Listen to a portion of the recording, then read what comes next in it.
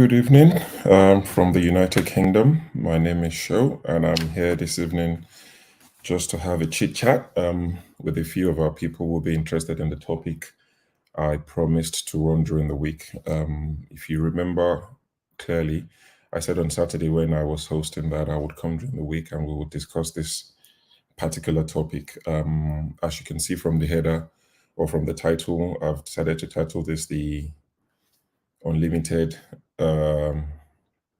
ATM, Unlimited Abroad ATM. This is before I go on, let me wish our brothers and sisters in the US a happy Thanksgiving.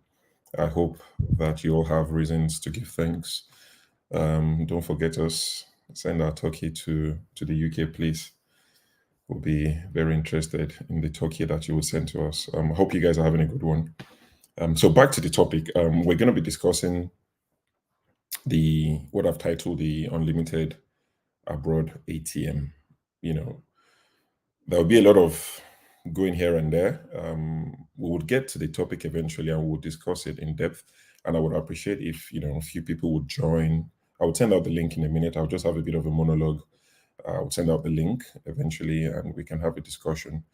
But I would branch here and there. Yorubas will say, Ibitan lo jina, ibita ya lo po, which means where will they go not too far? Now the places where we branch are in plenty. So this might feel like one of those where you're thinking this guy said he's going to talk about, the unlimited ATM somewhere in the UK or in the US or Canada, but he's talking about football. Well, this is off the back of the table that, let me get the name right now. 1 second. I think it's Mikel John Obi. That's the way he wants to be called. Mikel John Obi did an interview with Rio Ferdinand, and I'm going to be playing the video in a second. Shout out to Rio Ferdinand and his team for the great work they're doing. They have a podcast that they run. So for those who love football, I would implore that you watch that particular interview. They spoke about football about 95%. The topic we've taken out of this, maybe 2% of the whole thing that they discussed. But John Obi Mikel did mention the tax that a lot of Black people from Africa often have to pay once you're in the Western world. Especially for footballers, it's a lot more difficult for them because their wages are public. It's public knowledge. Everybody knows how much they earn. So the tax that they pay, during the interview, he did say this. Let me share this with you. So that gives this perspective.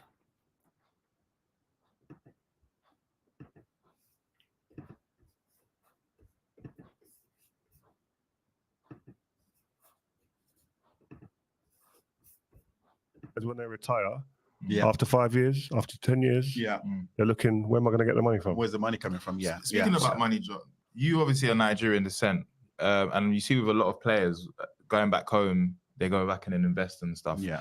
Was you grounded with your decision making with money, knowing that you have a family back home and you speak very highly about where you're from as well? Yeah. How was that for you managing money? And did people like Didier Drogba advise you what to do, or was you trying to dye your hair like him as well? I think obviously when you come from Africa, and this is something I don't think we speak a lot about. When you come from Africa, I don't know if when you make money, it's not your money. Yeah. It's not just your it's money. the same. You know what I mean? It's not just your money. You have all these relatives, cousins, whatever you call it. Who you didn't know. Yeah. And your sisters, they go off and they get married to some guy, who just wants to get married to John Obi Mikel's family, because then my life is sorted. And then you start looking after this guy, and you send money to your sister. The money goes to him. He does whatever he does with it. But these are the things that nobody know about. Your money is not your money. So you get a salary, okay, now I'm going to put this aside for this person, put that aside for this person, put that aside for my mom and dad. Before you know it, you're looking at them, where is it? You're on less than them. Exactly. You're getting less than them. You know what I mean? And this is the thing. And they keep having so many kids, and and you're looking at, okay, you're having this much kids. Who's going to look after them? It's you. They look up to you to look after the kids, the husband and the husband's family. It becomes really absolutely But that's the crazy. culture, though, isn't it? Like the culture that they expected you to do that. You're expecting to do that. For them, you owe them that. And you think hold on a minute, I don't owe you anything, but no, you do owe them that. And I don't think it should be like, I was talking to Victor Sime the other day, I just finished, who's next in the On your pod? pod, yeah. So, and he also had the same, he spoke about the same thing, on the pod, the problems he's having right now with his family, with his sister, and with his family. So these are the things that, so sometimes you have to be strong and say, you know what, guys, enough is enough. I don't care. When was that moment you said you felt you got for me, strong that enough? moment came, I think about 5 years ago. Raw. So led your career. 5 years ago, I was like, you know what, fuck it, no more. Because I've been doing this since I started playing football. What's the reaction? Are you the enemy? The reaction, you become the bad guy. So they stop answering your phone calls. They don't want to call you because they're used to calling you, not to check up on you, to know how you're doing. No, it's about, what are you giving me? How far? Yeah, exactly. How far now? So the fridge is not working today. It's going to cost 20,000 naira. Please, just send in the money now.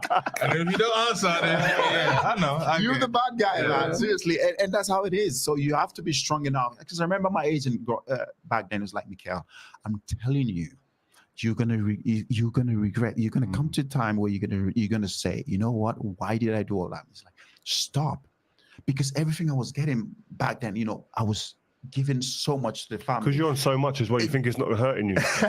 True, isn't it? Yeah, I mean, so he was like, Mikel, no, you can't be doing this. You're killing yourself, or you're killing them, because all you do is keep giving, and they got so comfortable that they expect you to do that for the rest of your life. And it comes to a point, and I came to that point 5 years ago whereby I was like, you know what, guys, I don't care what you say, because then they give you this thing whereby if you don't do it, we're gonna go to the press. Oh wow, man! What did you have them conversations? Yeah. You're thinking your brother, your family. What?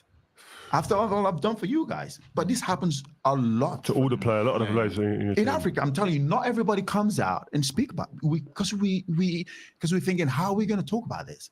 But this is something that people don't know. You get threatened by your own blood, your own. Do you know what we're going to do? Sisters. Me and you are going to do a documentary about this. See, we're going to do a documentary. There you go. No, because this is a big problem, and it's a big problem not only in African culture, but in like a lot of different cultures. I speak to a lot of players who are from England, Ireland, Wales, etc., and they don't really have these issues. No. And there's only certain cultures you go to and you speak to people and you go, right, we're actually very similar. And there's a lot of similarities that I hear stories from, and now I'm hearing from you. It's a recurring theme. It is.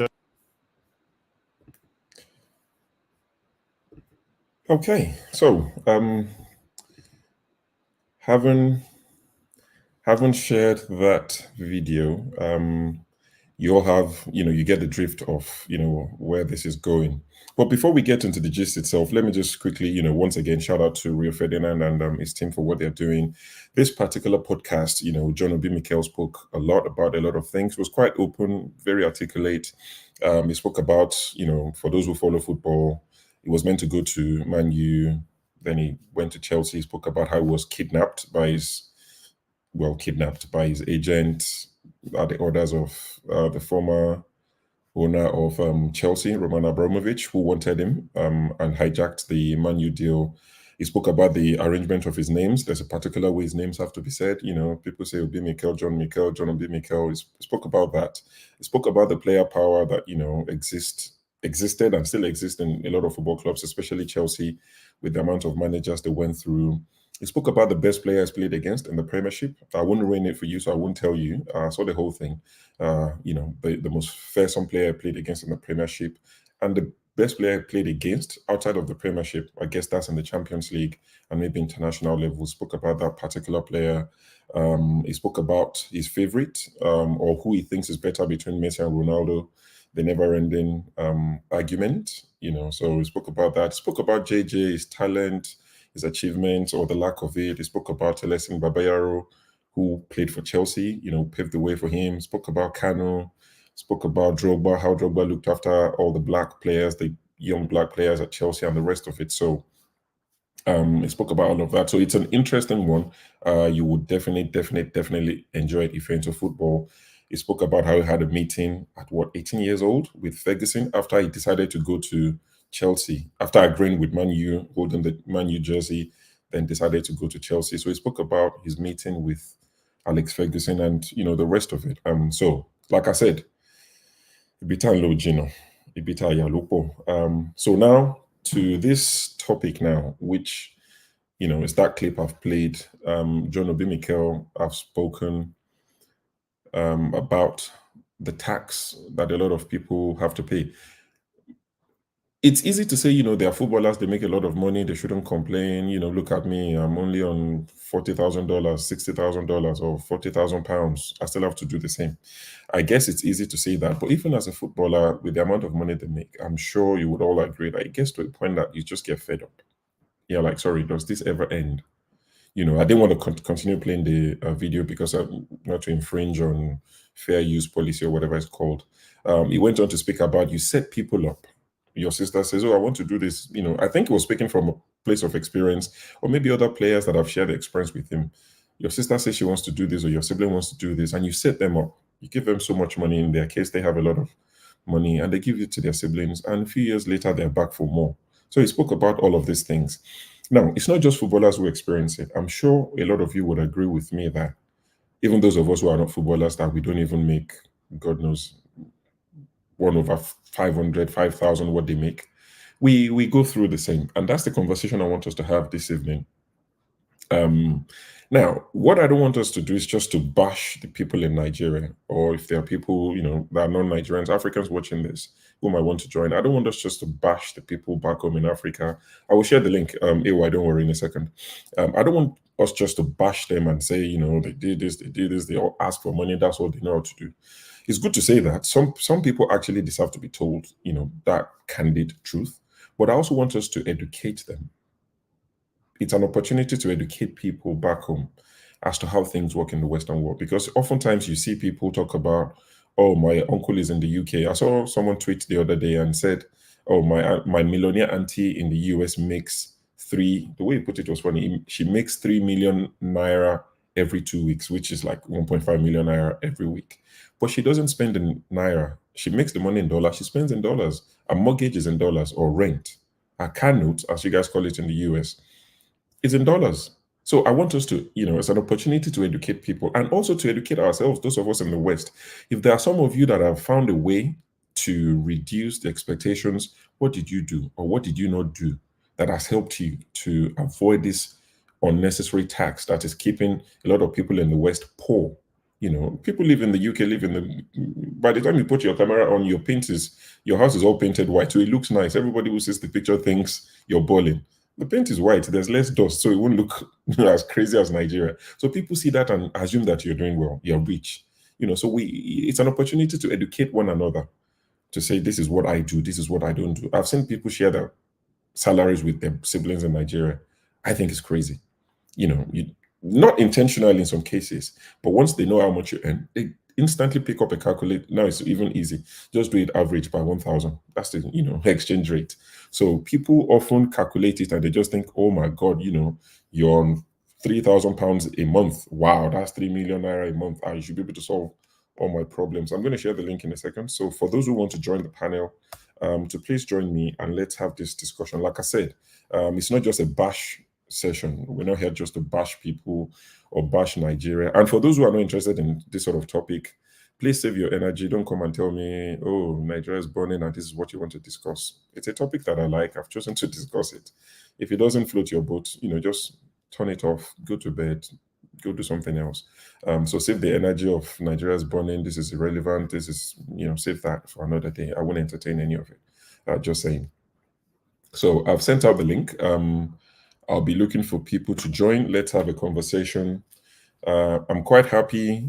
AY, welcome to the show. I'm quite happy that quite a lot of Nigerians have moved overseas. I was looking at some statistics and I saw that Nigerians remitted $22 billion to Nigeria last year.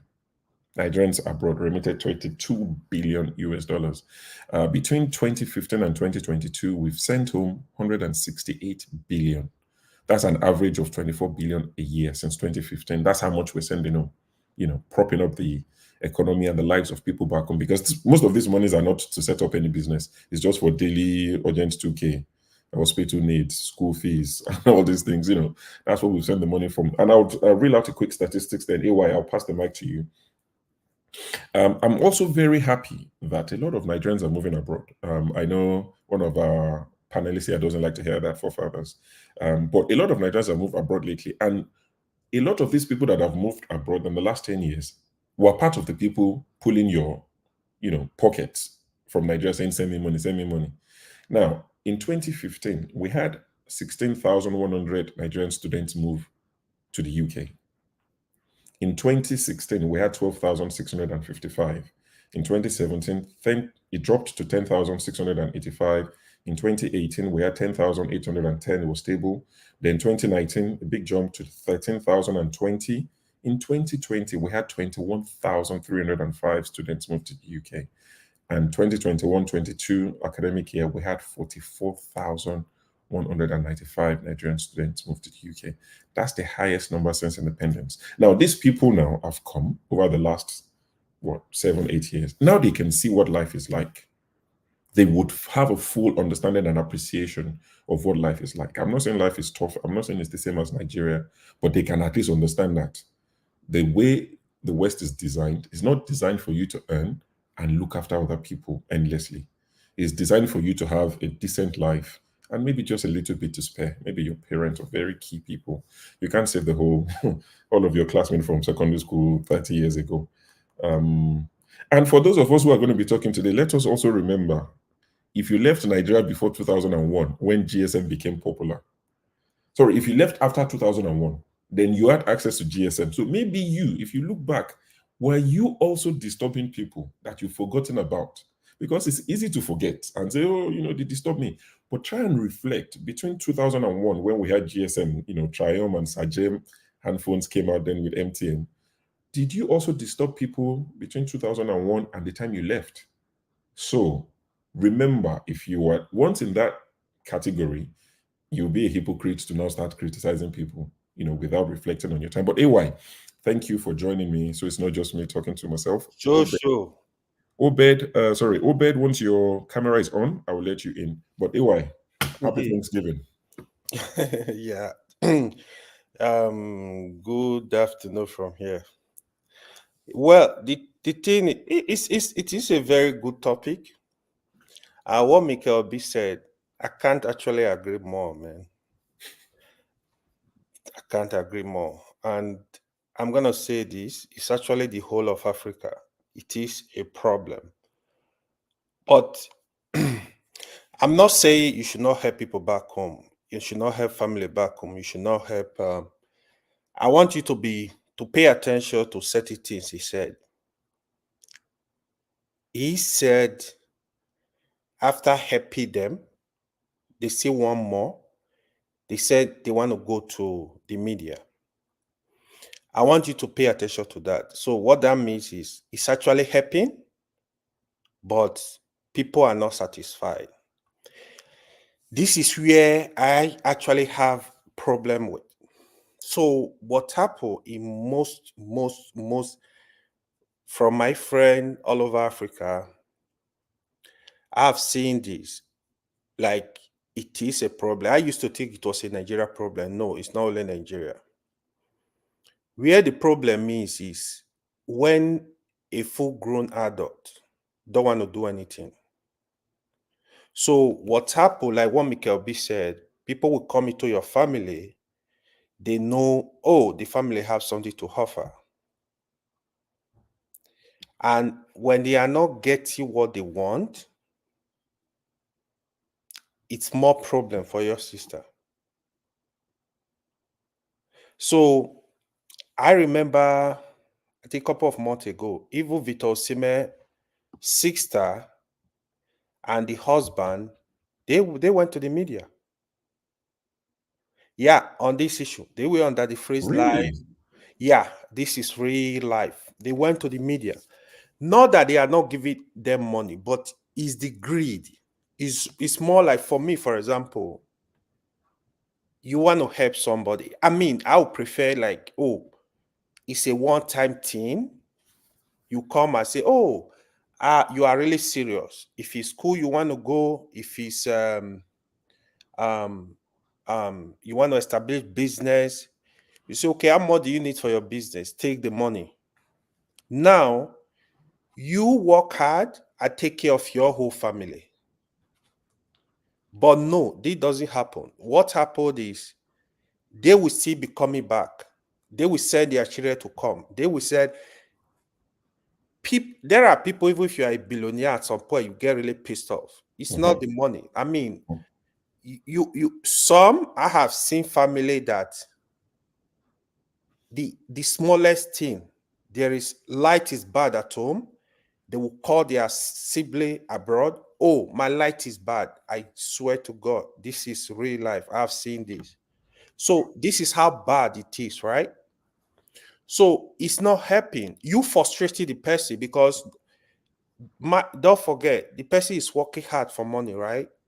You are not even encouraging the person because if somebody give you, say, $1 million naira and he see you really doing well, he will even be encouraged to say, okay, let me even give you more. What if tomorrow, like, oh, the person is back home, he need assistance? They will have the thinking like, oh, he can assist me. Do you get it? So it's not just take. It doesn't work. And here is another thing. Some siblings, some cousins, what they do with their home money, you are stressed out, thinking like, oh, I want his children to educate them, put them in good school, encourage them, take the money. They will be building houses. They will be buying properties. You give them money for student school fee, like, oh, make sure you put them in good school. They are building houses. So it's really like, it's so bad. It's not to help. To help, we have to do that. But when you keep abusing it, that is what Mikel B was talking about. If you see him, when you listen to his tune, like, he was just frustrated about the whole thing. Because how do you even get into somebody's family and be thinking that, oh, because it's Mikel B family, he's going to give you all the money? No, it doesn't work like that. You got to frustrate these people. And they get to a point, they got to snap. When they push them to the maximum point, there is no way out. They got to snap, whatever. And that is, I think, that's what I think Mikel B did. But it is really, really a big problem. Like you said, we need to educate these people. Let them understand that, people are working hard for their money. So, and mind you, there are people that don't care. I have a friend that he doesn't even pick his siblings' call. There are a lot of people like that. He doesn't care. Like, he only talks to the mother maybe weekend, Sunday or Saturday. That's it. If he talk to his sibling maybe once in a while, maybe once in 2 months, he doesn't care. He see your missed call to help.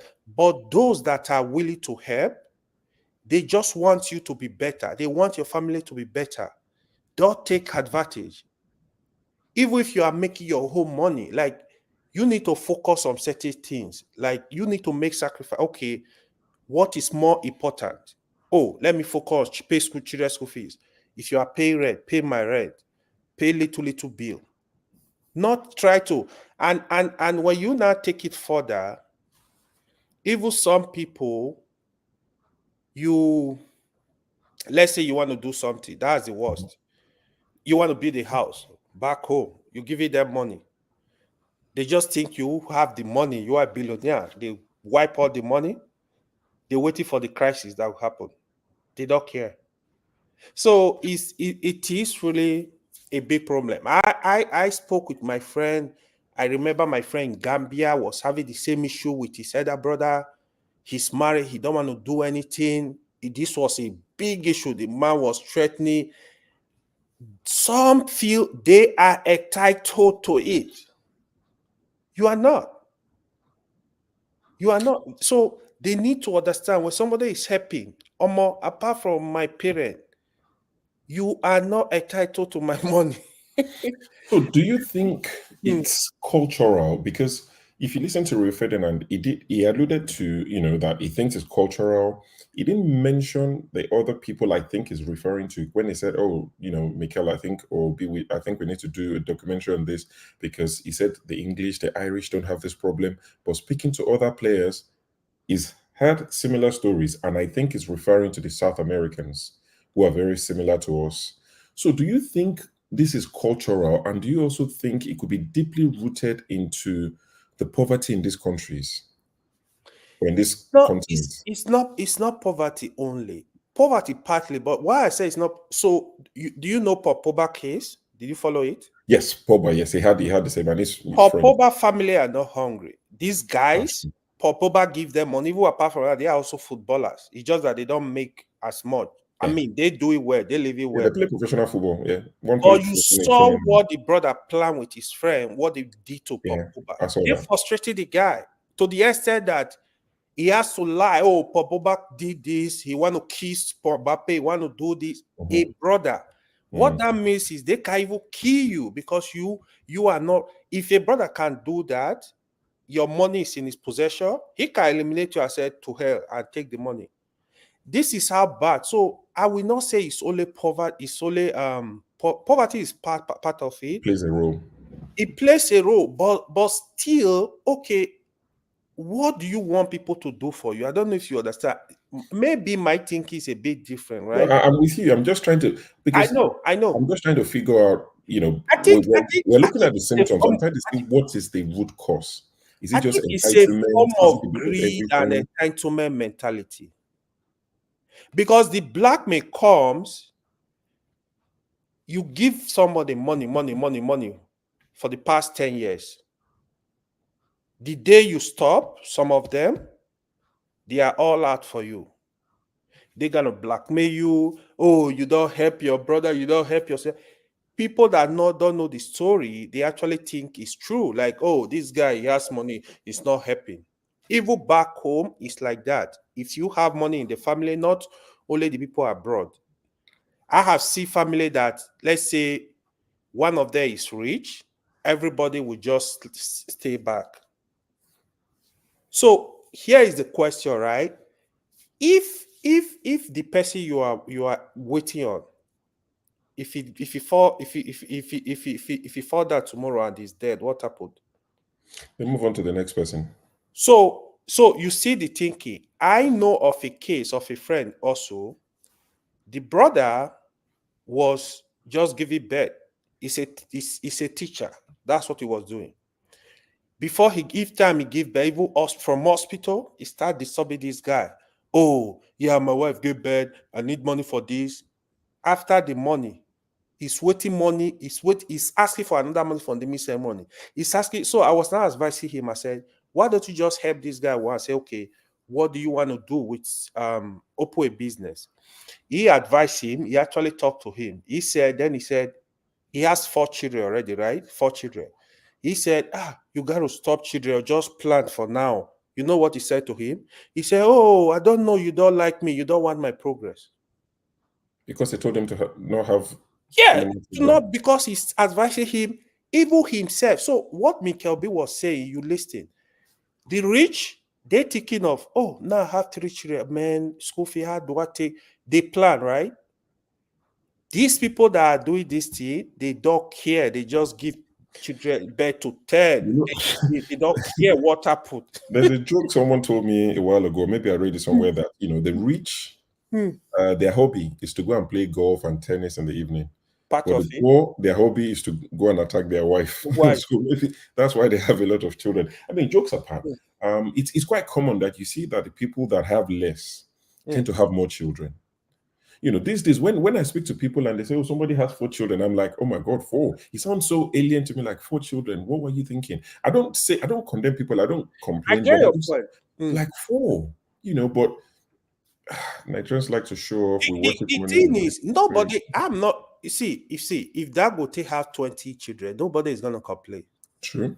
Because he's able to take care of them. That's true. Atiku has a lot of children. Nobody's complaining. Don't born children and you don't have a plan, then you want to feed them. You begging how to feed them.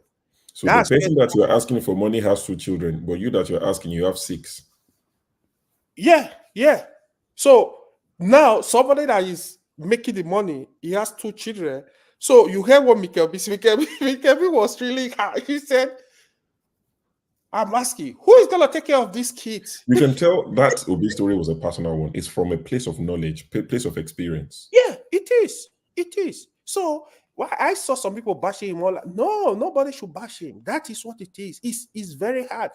I mean, talk less of we that are making small money. They're talking of Mikel B that is making. So they will hear, right? Like, for example, they hear, oh, Mikel B is collecting $120,000 pounds a week. Mm-hmm. That is the problem right there. They don't know these guys, they live high life too. Mm-hmm. They pay taxes, they pay bills, the security, they live high life too. They need the money as well. Because if you give all the money to the family, now Mikel B stop play football. Maybe he goes broke. You know what they're gonna say?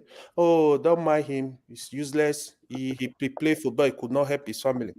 This is what happened. So Mikel B was smart enough to know that. Some people even said, "Oh, that's why he did not marry from Africa." Yeah, but he's pretty bad though. Maybe some family are very lucky, but even some parents, they are horrible. I thank God for me. I have a good mother. My mother has never asked me for money. She doesn't care. Like, even for me, I usually tell people, for me, I'm so lucky. We are so lucky. Like, even if I'm saying I'm going to Nigeria now, I don't have 1 naira, I will not be scared. My mom will cover you up. Nobody will know you don't have 1 naira. So that's my mom. But some people, I see some of my friends, they are not just lucky. I know of a friend that the father will stay at the bank. He will call them from bank. He will tell you, oh, I'm at the bank now. Transfer the money into my account. It's a real life story. I'm telling you. So it's really bad, though. It's really bad.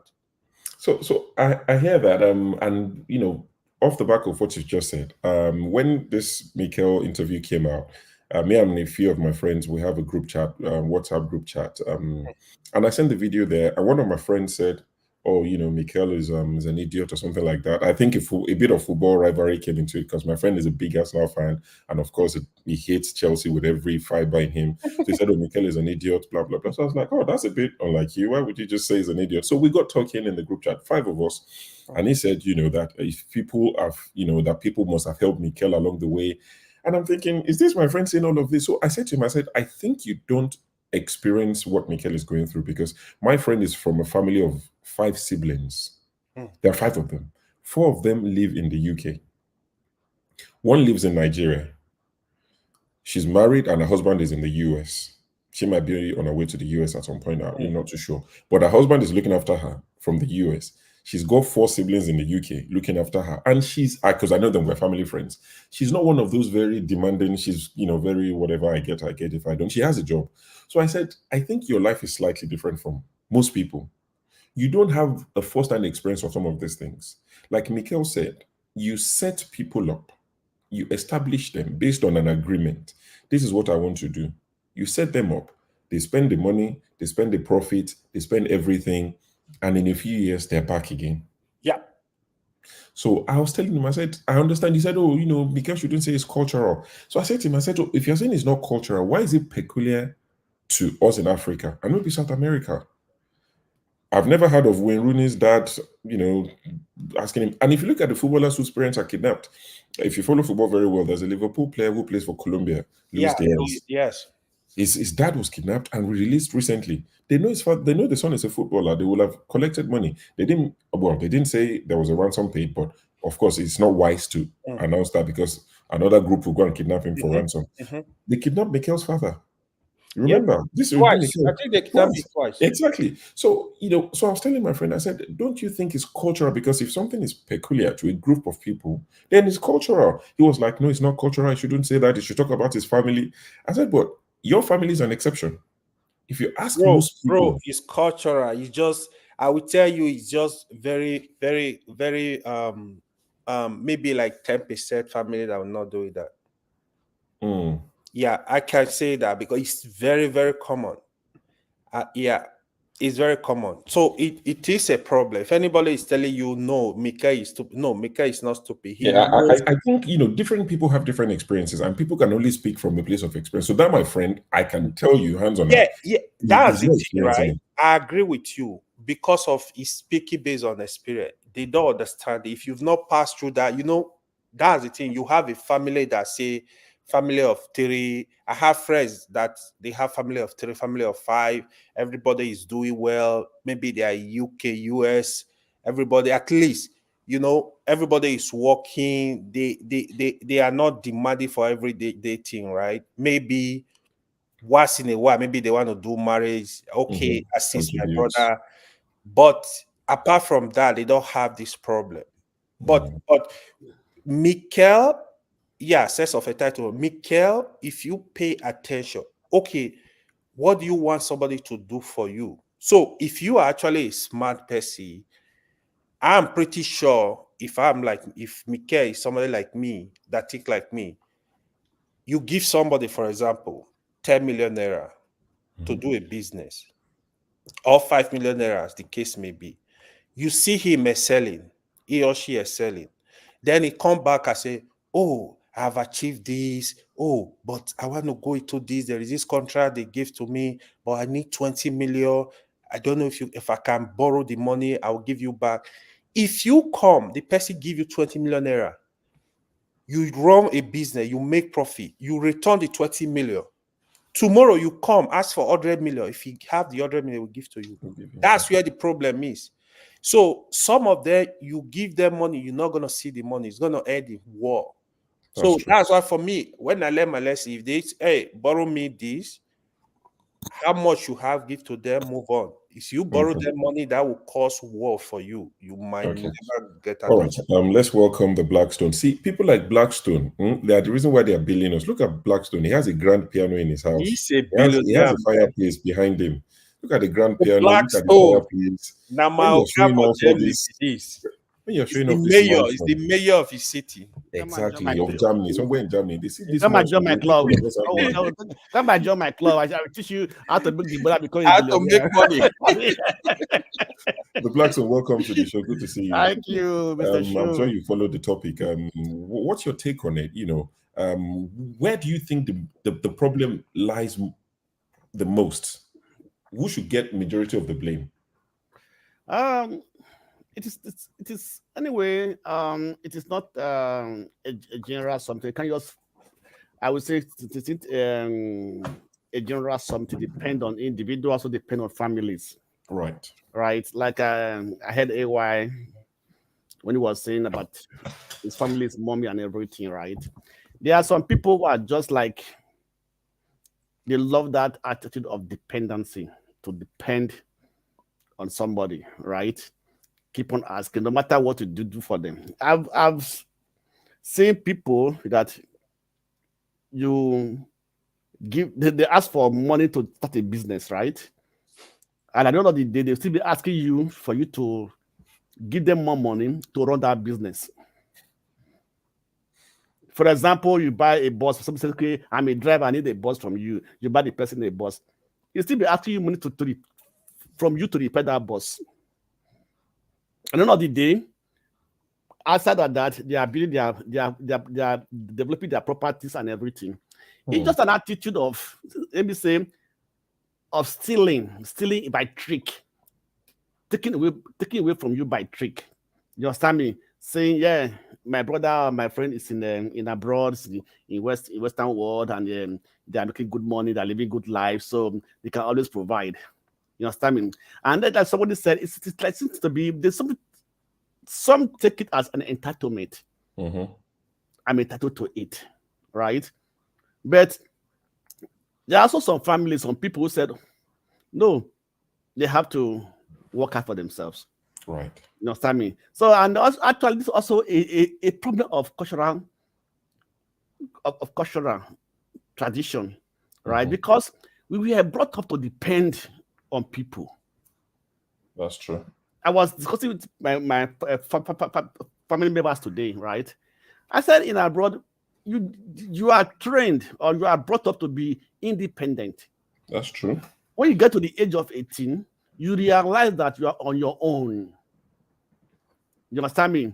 That's Some true. people were saying, yeah, because it's the family. It's not the family issue. It is the society that have built it around them. That it is like, it's something that you don't even work towards, but it just happen like that. It is like a subconscious attitude, mindset that when I get to this age, I'm on my own.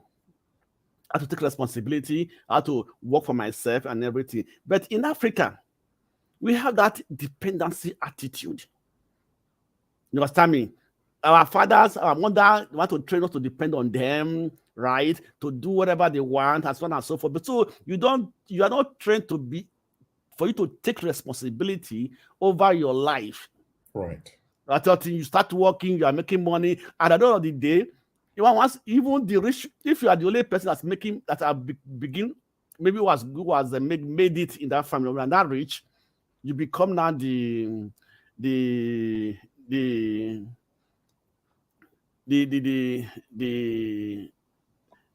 chicken that lays the egg. You understand me? Everybody now depends on you. Every little thing they will call you. This one they will call you. Even your uncle, their family, they will not know you have made money. They're not depending on you. You know. So this is the mentality that we have built for ourselves. And so what I see is that it is more of a cultural something. It's more of an attitude that we have been introduced to. We have been brought up with that attitude right from childhood. You understand me? Right? So, and because of that still remains in us, you know, and most people now take it as an advantage that have to depend on something, have to depend on somebody, right? So that dependency, they don't care. You understand me? You have heard stories now that maybe you are doing some development in your country, you are sending money to your brother, right? He's taking 60% of the money, he's developing his own house, and he's sending a picture that this is your own. You understand me? These are all part of the situation. Because he believes that because you are in the Western world, you are in abroad, you have money. You have it easier than they do. You have the tree behind your house where you plug the money. He doesn't know that at this time of the year, when it's cold, you wake up by 4 o'clock, go to work, with the cold hammering you up and down. At the end of the day, they are not crying for the money. So it is an attitude that which I don't understand anyway. So, and people who come from families that they don't depend on the 100% and everything, who understand the situation and everything, they should be grateful to God. You understand me? And about that, I would also like to say that we should learn to say no. Right. Okay. We should always learn to say no. It's not mandatory. They might insult you, they might call you bad and everything. It is even better to be called a bad person than to be said as a good person. You are dying. You are trying to please others, but you're not displeasing yourself. Right? So, I'll just make one statement. I said, when we are growing up, we used to hear the word please others to please yourself. I said it's no more like that. Please yourself to please others. You've reversed it. Yes, I have to reverse it because I am the most important person to myself. That's true. So nobody, people can sympathize with you, but very few people are willing to help you solve your problem when you are in that problem, because he has money and he's pretending because I've been helpful to people, So at the end of the day, you are the one also going to carry because when you are in trouble, when you are in difficulties, all the people that you think you are supporting, they will not be there for you. Okay. So yeah. I think what you're saying there is we need to learn how to manage people's expectations of us. Yeah, definitely. We have to manage the expectations people have of us. And I think it's something people have to learn. Most especially those who are, just moving into the Western world, UK, US, Canada, wherever, China, wherever they're moving into.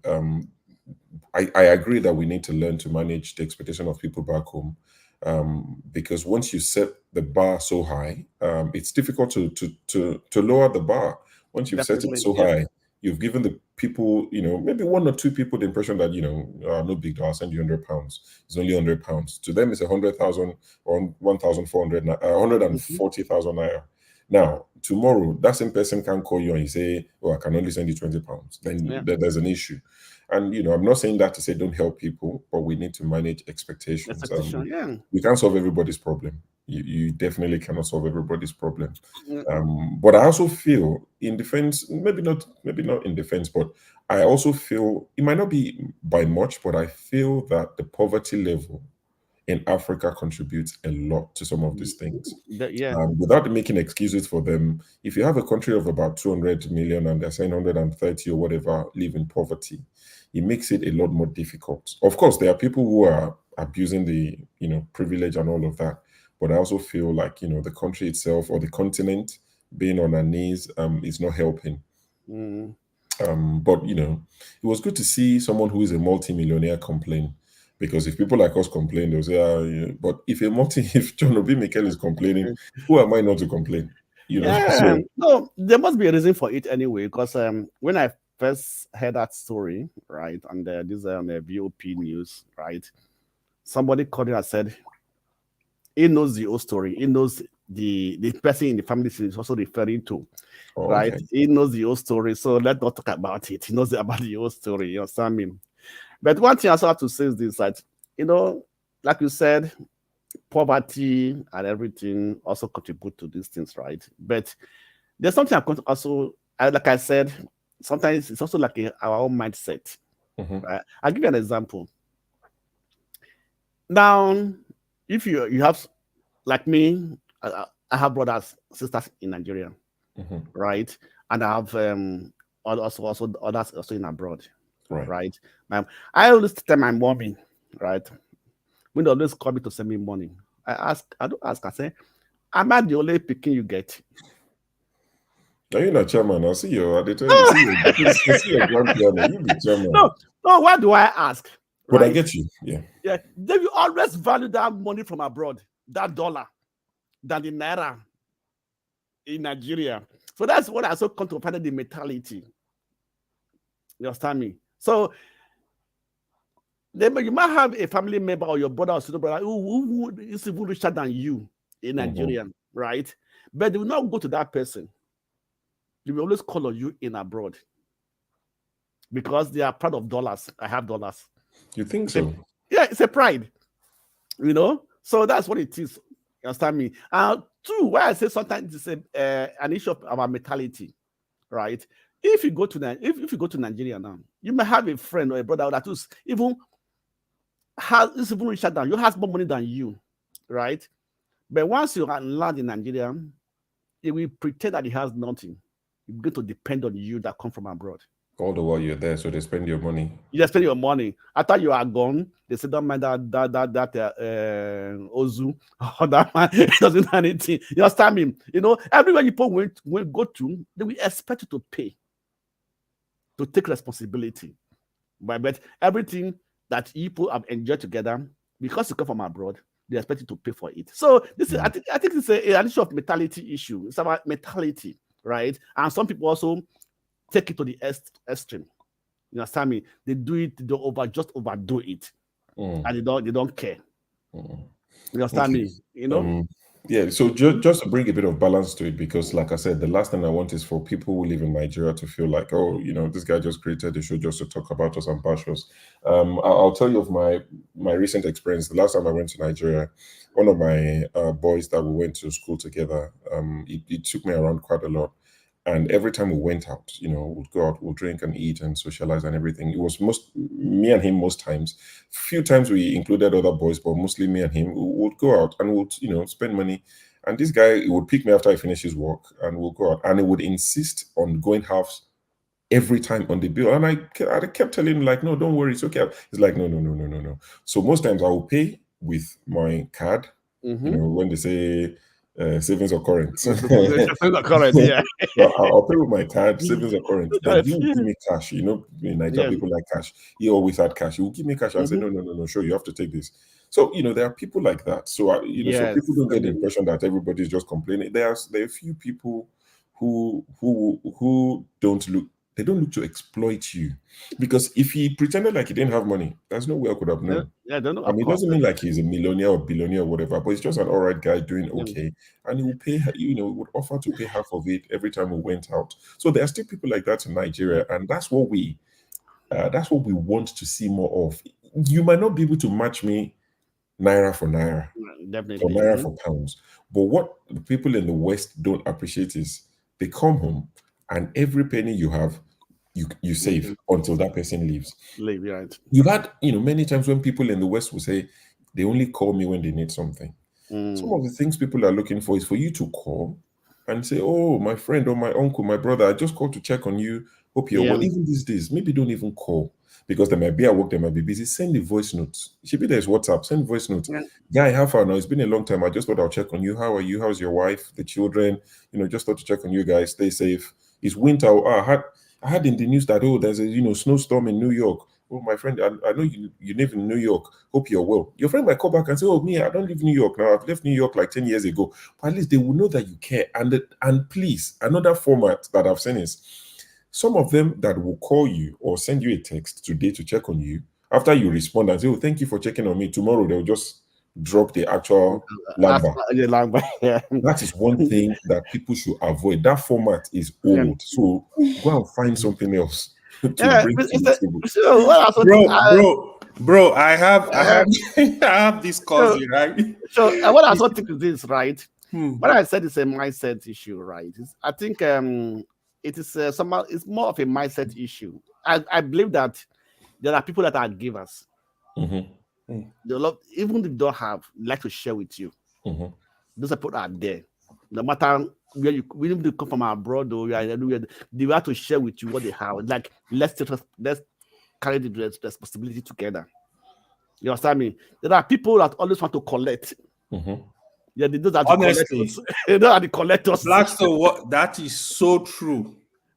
So no matter what, they can be very rich, richer than you. But they try to collect your small one they have. Some people will sit down on $10 billion. They will be collecting. Yes. There are givers. They'll be crying. Yeah, they'll be crying for more. Want to take that little thing from you, But there are people who are givers. They have that method of giving that the little they have, they want to share it with you, they want to give to you. You understand me? But yeah, I guess everything has to do with it's everything I say. I guess it's everything's upbringing. We are not training our children to be independent. We are not training our children to be responsible for themselves. You understand me? We are not being brought up in that way. You understand me? For example, I do tell people where I live here, right? A husband and wife, you go to a restaurant, right? You know that if they call for the bill, you don't know what they ask, what the waitress will ask. Who's paying? Together or separately. This is husband and wife. They will say, if they will feel like they say separately, each person will pay for his own husband and wife, and they go to the same house and go and enjoy themselves. One person should pay now.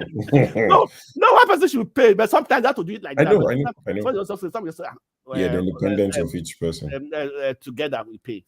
You understand me? Oga KJ, welcome to the show. They don't call you today. They don't bill you today for Thanksgiving. Oh, yeah, sorry, before you speak, that's another thing that I find funny. I know someone that on my birthday, it would text me to wish me happy birthday and tell me, send money, make with Jolly, send money, your name. On his own birthday, will remind me to send money. So I'm thinking, so on your birthday, you collect. On my birthday, you collect. Oga KJ, good to see you. Happy Thanksgiving. Happy Thanksgiving. I sent you a message. You don't reply my messages.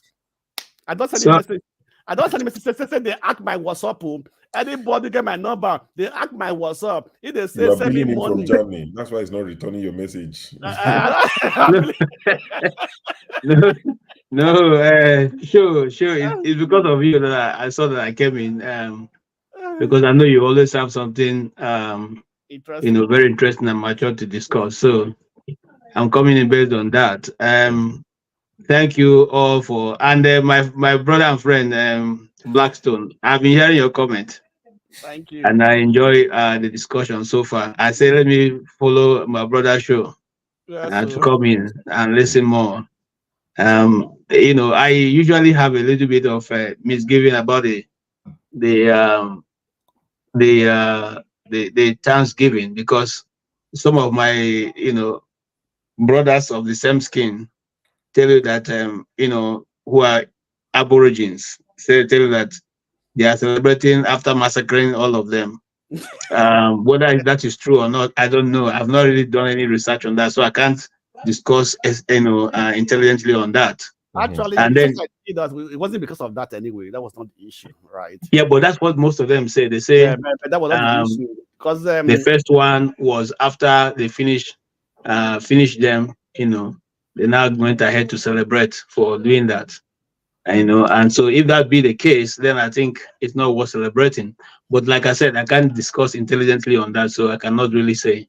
anyway, this time not about it's not like that anyway. So it's quite. I've heard that too.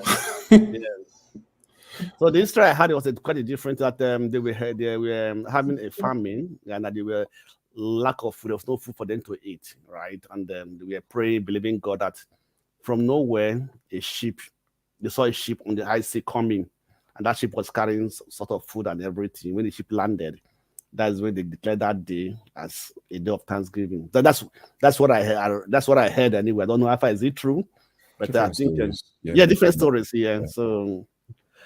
Yeah, but KG, on this matter, have you been sending a lot of Western Union home? KJ has money now. Why are you asking that question? KJ not billionaire now. These people like KJ, they don't worry about this kind of stuff. Now they worry. Look at these guys. One day I will tell you people my story, how I left. I don't think anybody wants to leave and come to a foreign land after he's over 50. So there's they say frog no they run for no they run for afternoon for nothing. Something must be portrayed. Do you know initially I thought you were all this while you were in Abuja? It was like a month or 2 months ago. I knew you were not there. Not only really? I used to think you were in Abuja. Then said, you know, see internet. I said, yeah, it's true. Internet never. No, you know, see as a wall white. Anytime you see this white wall, pristine white wall, you know, it's not for real. I beg. The thing is, we would have had money, but any money you have in Nigeria, assuming you had 1 million naira in Nigeria, but now you should know what it is now in the naira. So people have become poor overnight. Yeah. And so it's not even north, south to east or west, it's everybody. And so except you are plugged in, like I was discussing with a pastor friend of mine yesterday, and I said to him, if I was Nigeria up to this moment, I would have joined APCO. He laughed. I said I would have.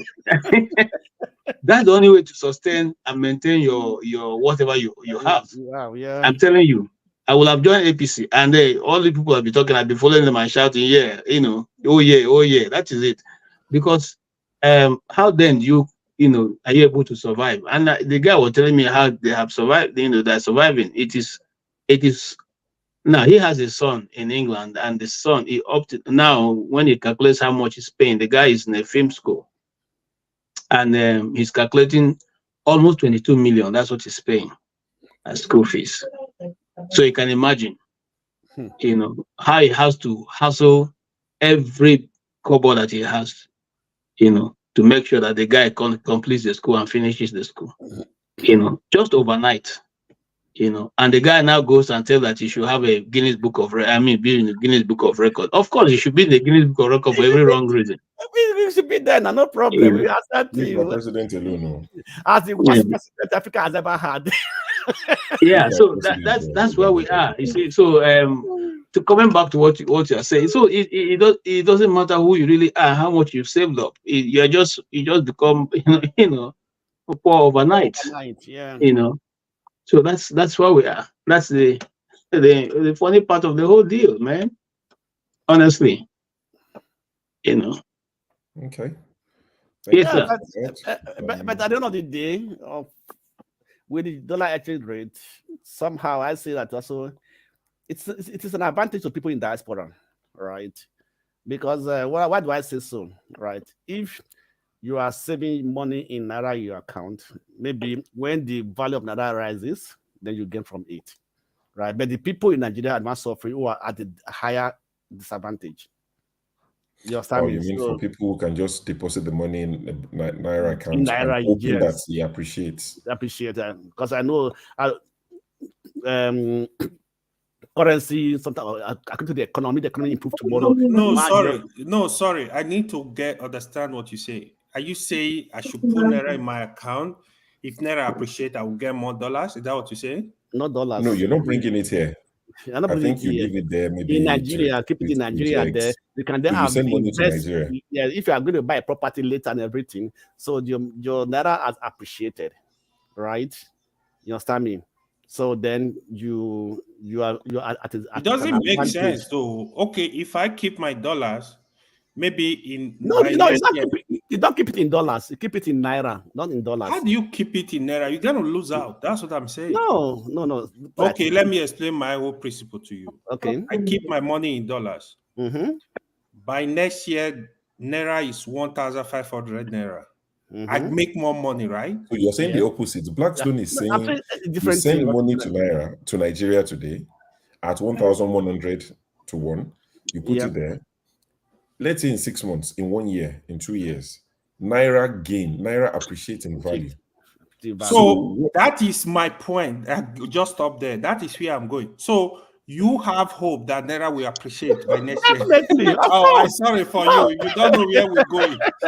No. Please don't make that mistake, bro. Make that mistake. Don't do it. Naira is not going. It's not appreciate. No, it was always frustrated to appreciate. That's what it took. KJ, do you also share that view? No, I totally refuse. Story, man. Naira is No, you see, it's not going to appreciate. Let me tell you something. If the Naira is going to appreciate, you will have had some form of export going on.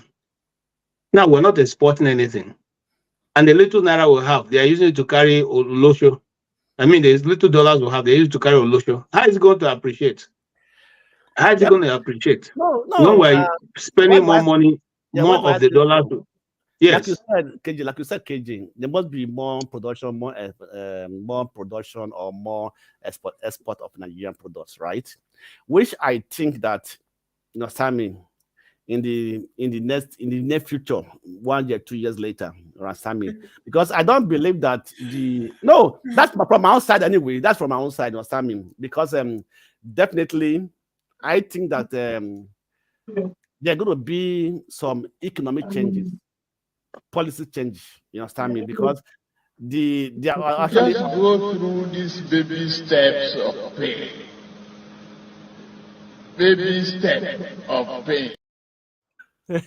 So baby step of pain. So after the delivery of the baby, what happens? The woman jump out of bed again and start enjoying. Let me say something. This baby is not going to be delivered. Let me say something. We have actually become a joke. Why I'm saying that is a month ago, Naira, like dollar to Naira went up to 1,300. Mm-hmm. They got, I think, $10 billion or whatever. They pop into the economy. Naira drop. I saw people were celebrating. Oh, Naira is going down. Said, what are you talking about? You think it's gonna go there? It's going back up. What is going on is you can't leave a fake system. We have a fake system. It's not sustainable. You don't have money to be popping into the economy like that. So Naira we keep dropping. It's not gonna appreciate. Forget about it. Anyway, from our point of view, I believe that when there are some things that come into the economy, right? For example, when some industries comes in, right, which maybe might be able to boost the Naira, bringing foreign currency to the economy. You understand me? Naira might come. But what they are doing now, that they're borrowing money, pump it into the economy, that's not the right. That's not for me. I also disagree with that 100%. That is foolishness. Okay, Blackstone. Yeah. Will you, if you are an investor, come to invest in Nigeria in this hour? Will you come? No, I don't. I want no. Look at now. Let's take one by one. Look at the policies on your investment. Those who have invested, have they been able to retrieve their money back? Let's take example of the airlines. What's the problem with the airlines? They're not getting their money. Their money have been trapped in Nigeria for almost 3 years going now. They are not able to recoup their money back. Now, other investors are leaving. Yesterday, or no, 2 days ago, I was watching a documentary a friend sent to me, done in Port Harcourt, River State, of the companies that have closed down and have left. Now, if you're an investor, you're seeing all those things, are you going to go and take your money and dump into a place where the laws are not even straight, where the Supreme Court, the Appeal Court will give 3 different judgments, where laws are not, there's no rule of law. So even when you run into an infringement with somebody, you go to court, you can't get justice. Will you take your money? Seeing other places where you can invest and go to sleep, you take it and go to Nigeria.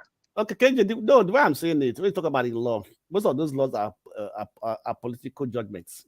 You understand me? It's quite different from maybe commercial laws or commercial judgment and things like that. Because Tinubu now owns the political all cases related to election. Tinubu is a control. Their APC is a control. You understand me, right? I call that just a political issue of the judgment and things like that. You understand me? But I know as an investor, no investor is willing to put their money into the Nigerian economy now. You understand me? And their program are going to come out later that are going to improve the image of Nigeria, maybe giving Nigeria at least some uplifting that investor can be encouraged, right? I don't know, but it depends on the government. But I think what I have in mind that if the government can put some laws, some policies in place, right, which they know themselves, they know these policies, they can put it, and how to do it, A creative mind is a fertile land for growth. Did you hear that? But does he have it? He doesn't have it. He doesn't have the creative mind. You're asking me.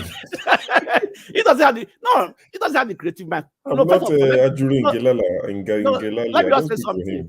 If I want to say something, Tinubu for you running around the world, I guess just like it's time for you to have to enjoy free flight, travel around the world, paying for it. Because I don't find any reason for that. If it's very serious, you have to sit down in Nigeria and spend time pattern out the policies that are going to implement. You understand me? Because Nigeria is a dicey place. So for you to travel here saying I'm going to war investors, I tell somebody that you don't war investors. Investors know more than we know. They know more than what I'm going to tell them. You understand me? They know the economic problem in Nigeria, the policy, the laws, and everything. Know it more than what you are going to tell them. You understand me? So if you are going to put policies on the ground, sit down, right? People should, as you said, let us strategize with the economic teams, with people, or sometimes not even the government. You understand me? Let them come out with laws, regulations, economic principles. Let them try and do it rigorously. You understand me? And then if in a short time, the economy will begin to change. The first set of investors Nigeria need are Nigerians in diaspora. Yes, of course, if definitely. you can win their confidence, if they know their security, if they know, that their money is safe, they're familiar with the terrain. There are some things that are not alien to us, some small skirmishes that we can, sort of like, oh, no big deal. We know now in Niger that maybe a foreigner might struggle with. I'm not sure. Can you guys still hear me? Yeah. Okay, my screen is frozen, so I'll keep talking. I'm going to refresh it. But there are things that we are familiar with as Nigerians that grew up in Nigeria that we know that, oh, these things, no big deal. I can overlook these little things. So the first set of investors that we need, that our Nigeria needs, and Nigerians who are overseas, people who sent 22 billion naira home last year just to support school fees, to support audience. Dollars now. This is dollars now, not dollars. $22 billion. Yeah. Dollars, yeah. People who could send that home just to support their families.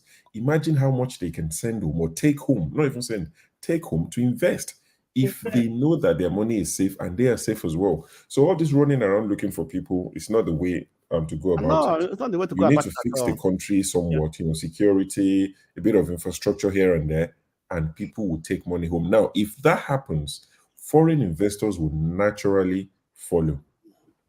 No, sure. Look at, for example, now there are some policies that actually kill the economy, and they know it, that they know it, and they are putting it in place.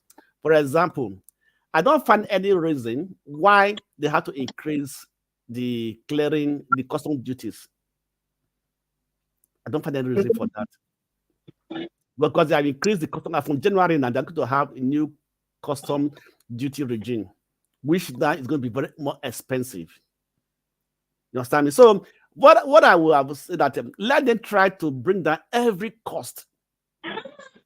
You understand me? It doesn't matter how much I'm going to get, but once you are bringing down the cost of things, you understand me? Importation, clearing duties, and everything, make things easy, right? Things will start coming in, and then when things are coming in, then people are not trying to buy. You understand me? Because the cost of living will now will be lower. You understand me? Will be lower. You understand me? Then people can have more money on their pocket, because they are spending less. The cost of goods are now lower. You understand me? So the cost of living also be lower. It cannot be begin to raise cost of things and expect that it will help the economy. No, it will only help the government collect money, but it doesn't help the economy. You understand me? So those of you that are thinking you put money in Naira account, thinking Naira is going to appreciate, bank will just steal your money for free. Be careful. Surely, no. I tell something. There are banks that are very responsible in Nigeria. I don't bank with Nigerian bank. I don't bank with the Nigerian traditional bank or Nigerian established bank. I bank with a foreign bank who is in Nigeria. You understand me? So whatever I want, I can easily get it from them, because they have other subsidiaries. They're not their main place of registration, or their main place of business is not in Nigeria. They're more international than Nigeria. You understand me? So if you have account with those banks, you are secured. Oh, righteous man. Welcome to the show. Yeah. Even the what Show was saying before he left, right? So I think the if you the president needs to be deliberate about what you want to achieve. See, if you want Naira, issue of Naira appreciative, forget about it. The word we should be using, we should do something to actually make the Naira stable, at least stable. Let it be at 1,000 Naira. But to do that, you need to focus in a lot of exportation, focus in our agriculture, focus in manufacturing. That is where the issue is. So now what are you doing? So just like Show rightly said, going to abroad looking for investors, nobody is coming. Nobody is coming. So it's a waste of time and money. That's what I said. I said enjoy traveling around the whole world. It's a free flight. That people have some holidays and rest in the good hotels. When you fix the basic things, fix the infrastructure, security, just basic things. Nigeria in diaspora would pop in money into Nigeria and invest. Trust me. Nigeria will pop in. Then the foreigners, the foreign company you're looking for, when they see the system is stable, security, everything is going good, they will be encouraged to come because they have the market. Investors will not just come and dump money into a system where they know they will not make profit. It's not going to happen. Electricity is not there. A lot of things, it's not going to happen. You got to focus on this stuff. Maybe after 2 years, when you see significant improvement, you start looking for foreign investors. All right. Right. That's true. Because actually, also, sorry, okay. Yeah, go on. Say what you want to say. That's fine. Okay, also, like, I think one of the major things they should do, first of all, and tackle is the issue of electricity, power. And I don't see any reason why Nigeria should not have power.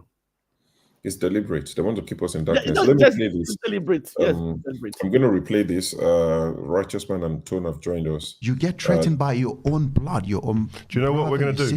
Me and you are going to do a documentary about this. When you come from Africa, and this is something I don't think we speak a lot about. When you make money, It's not your money. You have all these relatives, cousins, whatever you call it. Who you didn't know. Yeah.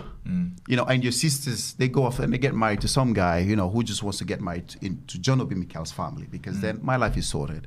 And then you start looking after this guy. Before you know it, you're looking at them, where is it? You're on less than them. Exactly.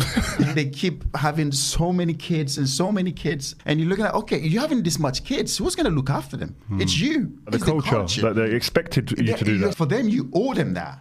So sometimes you have to be strong and say, you know what, guys, enough is enough. I don't care. They give you this thing whereby, if you don't do it, we're going to go to the press. Ooh. Wow. Man, What, did you have them conversations? Yeah. What?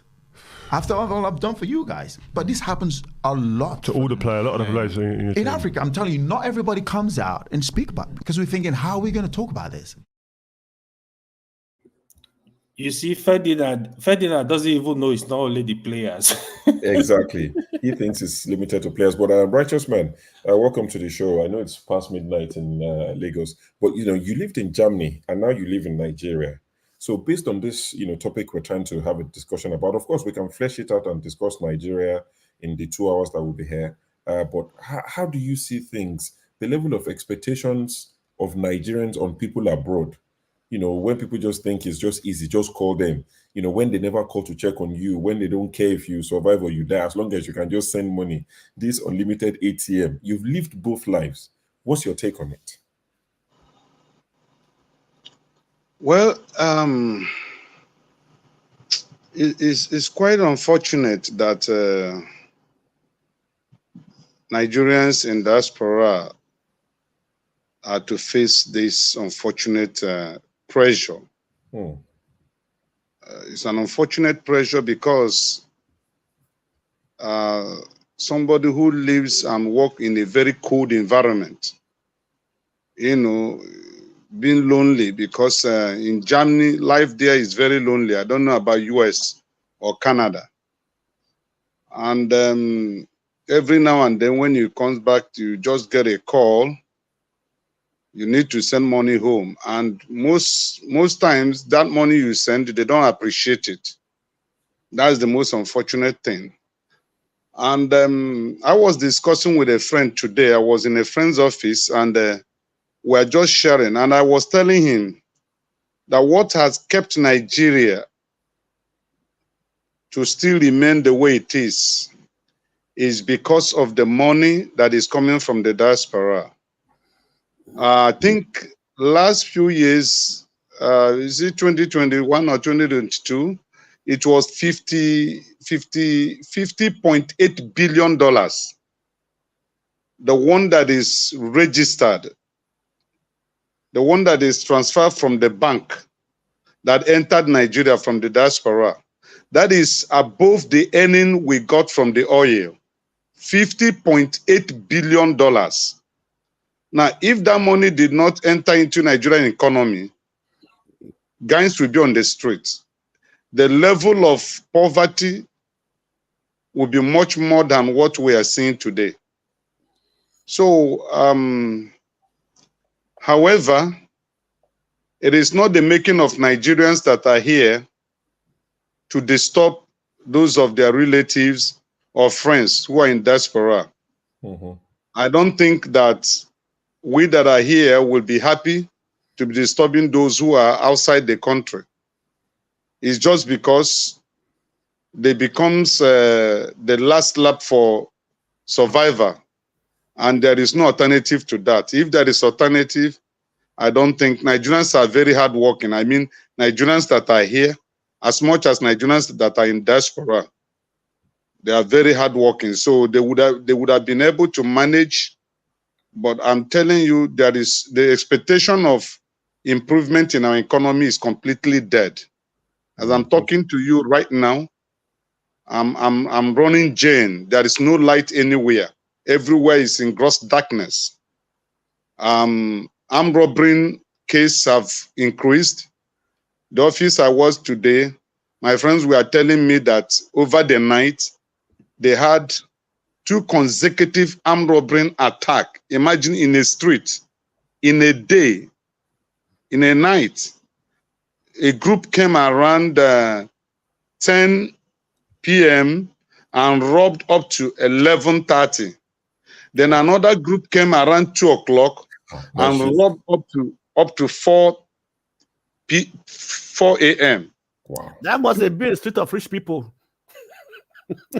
What was left to take? That second shift, don't go get anything. I mean, I said that was a street of rich people. That must be a street of rich people. No, you know that streets in Lagos are very long, depending the area. So if they're able to rob about 5 houses or 10 houses, then another group will rob the remaining houses. It could be one group, but they divided themselves. The first batch comes and rob. Then when they return this, and the worst part of it is that no policeman is going to stake his life for at all. They will only come after the robbing incident must have ended. You will see them blowing siren. You know, remember last few weeks I was saying it. I said the level of poverty we're encountering here now, very soon, the level of criminality will increase. And this is Christmas now. A bag of rice is 65,000 as of today. 65,000. That's what they're selling a bag of rice today in Lagos. How many kg? 50 kg. It's even cheap now. I buy 5 kg for 16 euro yen. Okay, let's not cause wahala. Okay. So you see that, yeah, to get that 65,000 naira, you see, to get that 65,000 naira, the minimum wage here is 30,000. In fact, nurses, auxiliary nurses in Lagos collect 25,000 because there is no work. I think it knows that it's just pulling your leg. So based on what you said, that the people in Nigeria, you know, it's not like they want to stress people for money. And I've made that point before you joined. I've tried to balance the conversation. But do you agree that the people overseas have every right to be annoyed if the people, because everybody's not the same, but if the people that are contacting them are the people that never call them just to say, hello, how are you? Never text them to check on them, their families, their children. Some people would even go to Nigeria. They will see this, their friends and families when they're leaving, to even say, oh, my brother, my uncle, my whatever, has things bill, money no day, but take these 2 bottles of granuts, like 1,000 naira. That's all I can afford. But they often tell you, oh, what can you give a rich man? What can you give somebody who has everything? So the person overseas feels like I'm just like an ATM. A bit of information, knowledge, nothing that people don't know, but ATM stands for automated teller machine, right? I call it anytime money. Anytime money. That's what people have turned into. A lot of people in Nigeria have turned, or Africa, they've turned into anytime money. Just go there, press it, money will come out. So do you think the people back home have every right to feel aggrieved, to think, you don't check on me, you don't care, my welfare, my children. If I come home, sew one top, dashiki, for my son. If he fits or not is not the issue. Just tell your tailor, make something for a 10-year-old, for a 7-year-old, and give the person, say, give to your son for me. They feel like, it's an exchange. You give me the little you have, I give you the plenty that I have. But when it's just one way, that's when people get fed up and they say, you know what, I'm not interested. What do you have to say to that? Before he say, can I just make a comment also? 30 seconds. 1 minute. So okay, 1 minute. What Righteous Man said, Righteous Man, don't restrict this discussion to this government. It's not about this government. This is an ongoing thing. What Show just said now is very true. I have somebody close to me. He's even older than me. Like, if he messaged me 20 times, it's about money. Then I have to stop that discussion. Like, if I wake up, see his message, hey, 5 minutes audio, say something. He doesn't care how you feel. One thing people don't know, right? Even if your brother is Dangote, don't go there and be looking for money, what to get every time. Buy orange, 10 naira. Go and give to Dangote. I swear he will appreciate it. What it means, you even thinking of the person, even if you are the poorest of the poor, stop carrying your mentality that you think, oh, give me. That is what show was just emphasizing on. Like we in abroad, you come home, people just expect you to be pulling money here and there. Nobody, the majority of them, they don't care. And the other thing is, they don't care to even say, take granite. Oh, you don't take when you eat granite, take granite. Look for something you know is not common, even if it's peer. Oh, I bought this for you. Even if he's a billionaire, he will appreciate it. One other thing that people also complain abroad is they ask you for money, you send them money, they will not even acknowledge. They will flash you for you to call them so that they can thank Some you. will not even acknowledge. I have experienced this myself, not once, not twice. They will not even acknowledge it. Oh, you will not be calling them. Oh, did you see the money? Yeah. Okay, let's go to Righteous Man for him to speak. Then we go to Tone quickly. And Steph, Okay. I see you. Yeah. Let me still repeat my words. It's very quite unfortunate for anyone to fall into that category of being an ungrateful person. Sometimes it depends on how individuals are wired, and the kind of family, the upbringing you receive. Sometimes, some years back, my friends from Tennessee, US, visited me. There are 4 white men. They visited me, and I hosted them in Lagos here for 4 days before we moved down to Ogun State and then to the east also. When they were going, I told them that I'm going to buy something that is made in Nigeria, so that when they go back home, they will be able to present to their wives or children that this is what their friend gave them, from Nigeria. I took them to ShopRite, and I bought bottle of granuts, and the other ones I bought coconut for them and bitter cola, and they were so grateful. I think a few weeks ago I chatted one of them, and he told me that bottle of granuts I gave him, that is still standing on his table in the kitchen. So that he said, no, he has not eaten it. He said he used it to remember Africa, to remember Lagos, Nigeria, and to remember me.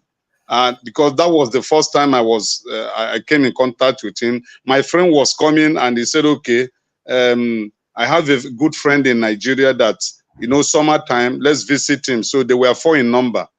And so this action or this behavior, I would say it is an ungrateful behavior for anybody to demand money continuously from an individual, even if it's your father that gave birth to you and you're of age. To demand money from him continuously means that you are not thinking. And sometimes also I blame those of us that are in abroad. My reasons are as follows. 1, instead of you giving somebody money continuously, ask that person, what do you want to do? What can you do?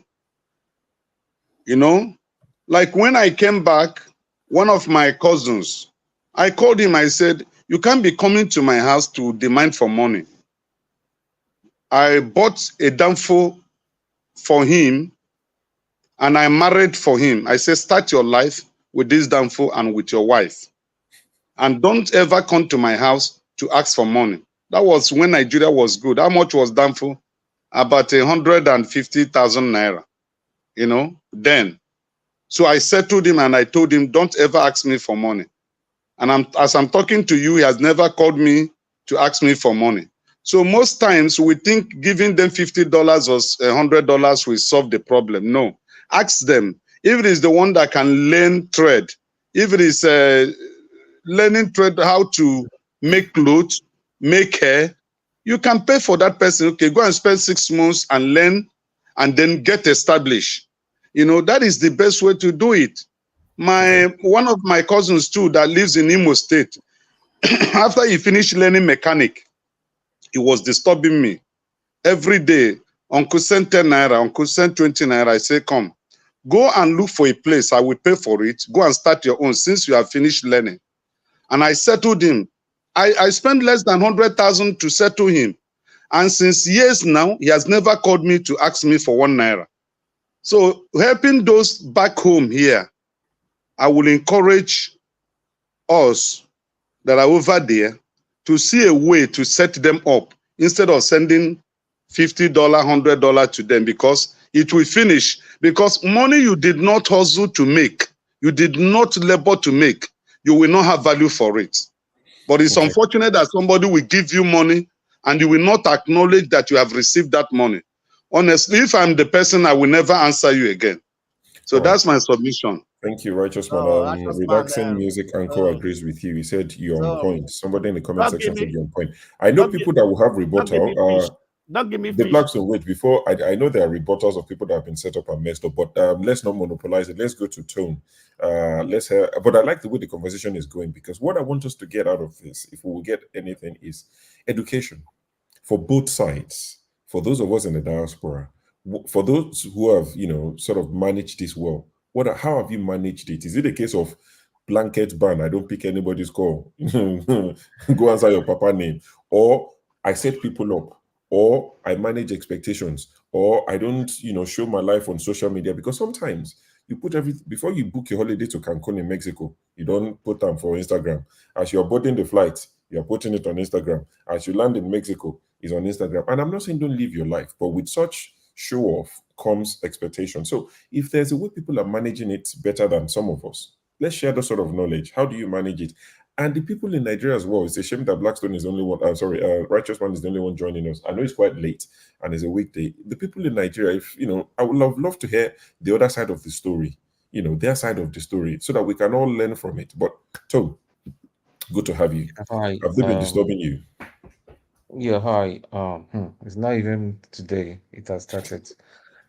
Anyway, I knew at some point he was going to get to this, because I've always known that the problem with Nigerians is the mindset. We've got a very bad mindset, and the mindset in the. I remember years ago, when I went to Nigeria, so I just went, got something that I thought that was going to be a blessing to them. Got a lot of T-shirts, and those T-shirts were from Primark, which was, in my own opinion, which was good. But I mean, sure, you know what I'm talking about. You're in the UK here with me, and those T-shirts weren't like the cheap ones or anything, but it was decent T-shirt that you could just wear around the house and all that. Knockabout, yeah. Yeah, knockabout, exactly. Yeah, that's the word, knockabout. And I bought some few things, and there were two individuals that I gave it to majorly. The man looked at it. He said, he's an older relative. Then he called me by my Igbo name. He said, this is from Primark. I said, Uncle, do you know Primark? He said, of course, I know Primark. This my uncle has never even flown a plane from. He never flown a plane from where he's based, even to Abuja or Lagos and all that. But yet he knows Primark. He knows that it's not a high level one. He was telling me about Nest and Gap. I said, Uncle, I said, this is just what you wear, or your kids and all that, because it's got grown up children and that for knockabout. He was like, I'll just take it bare like that, and then give them some money. That was the point where I knew that these people, we've got problems. We've got problems. The attitude is bad, and that is what I've led. Because we keep on slagging off APC and all that. Who makes up the APC? These are human beings. These are people with the wrong mindset, and that is what just messed up Nigeria. Started with Buhari. Okay, you're telling us now that from Buhari's regime that Emefiele did this, he did that. This this person has returned 500 million again, which I don't know whether you guys have read that. You know, this government is just a tissue of lies and lies upon lies and all that. That lie has been just been punctured. Nobody has returned any 500 million. It wasn't true.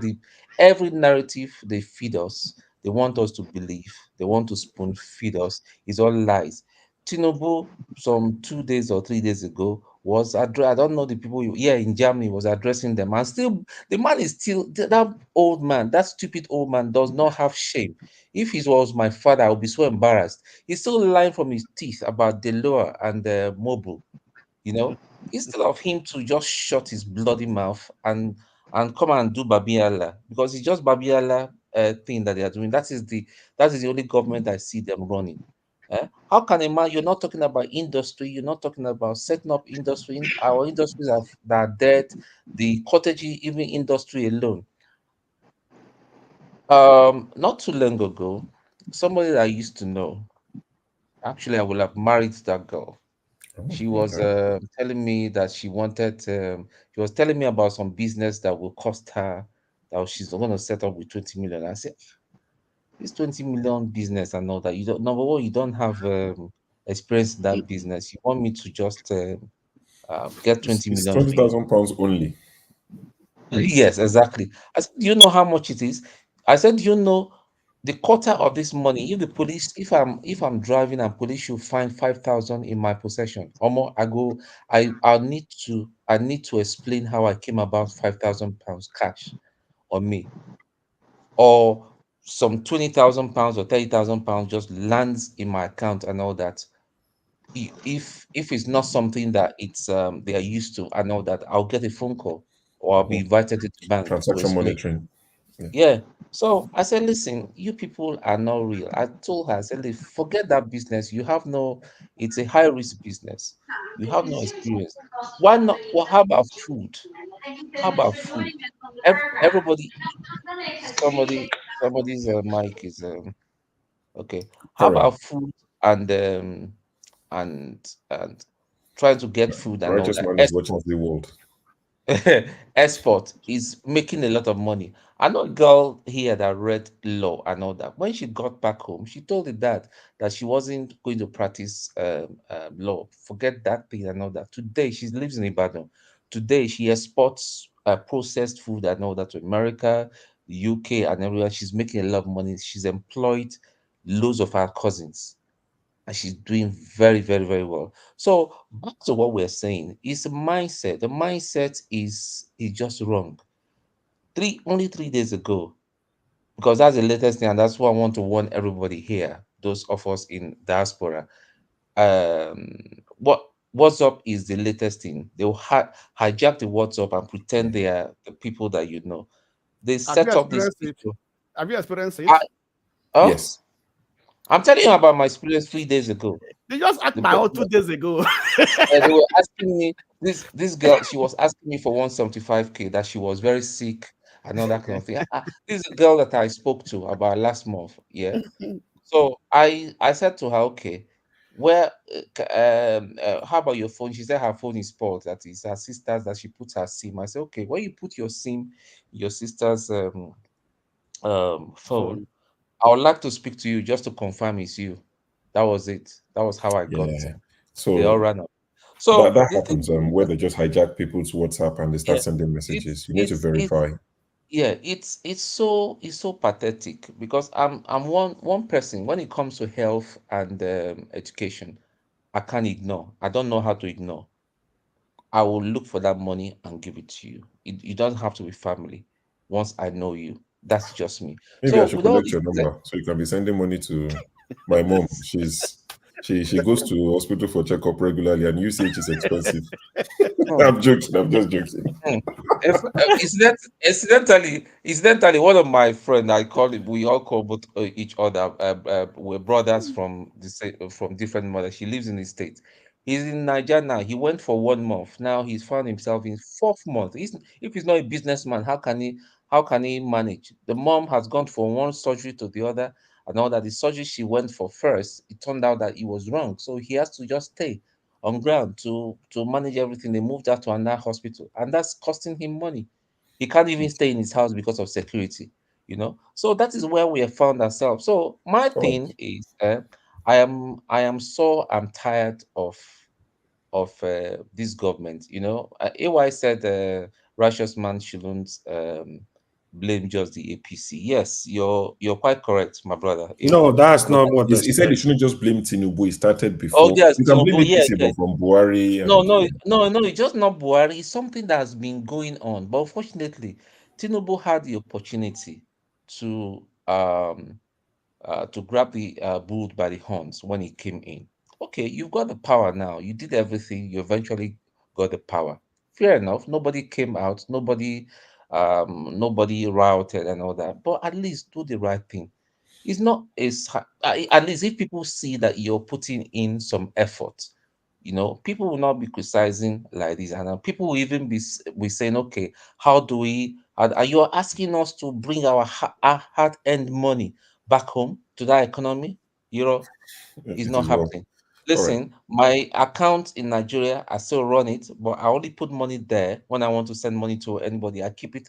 It always has less than 5,000 naira, Papa, all Yeah. the All right. time.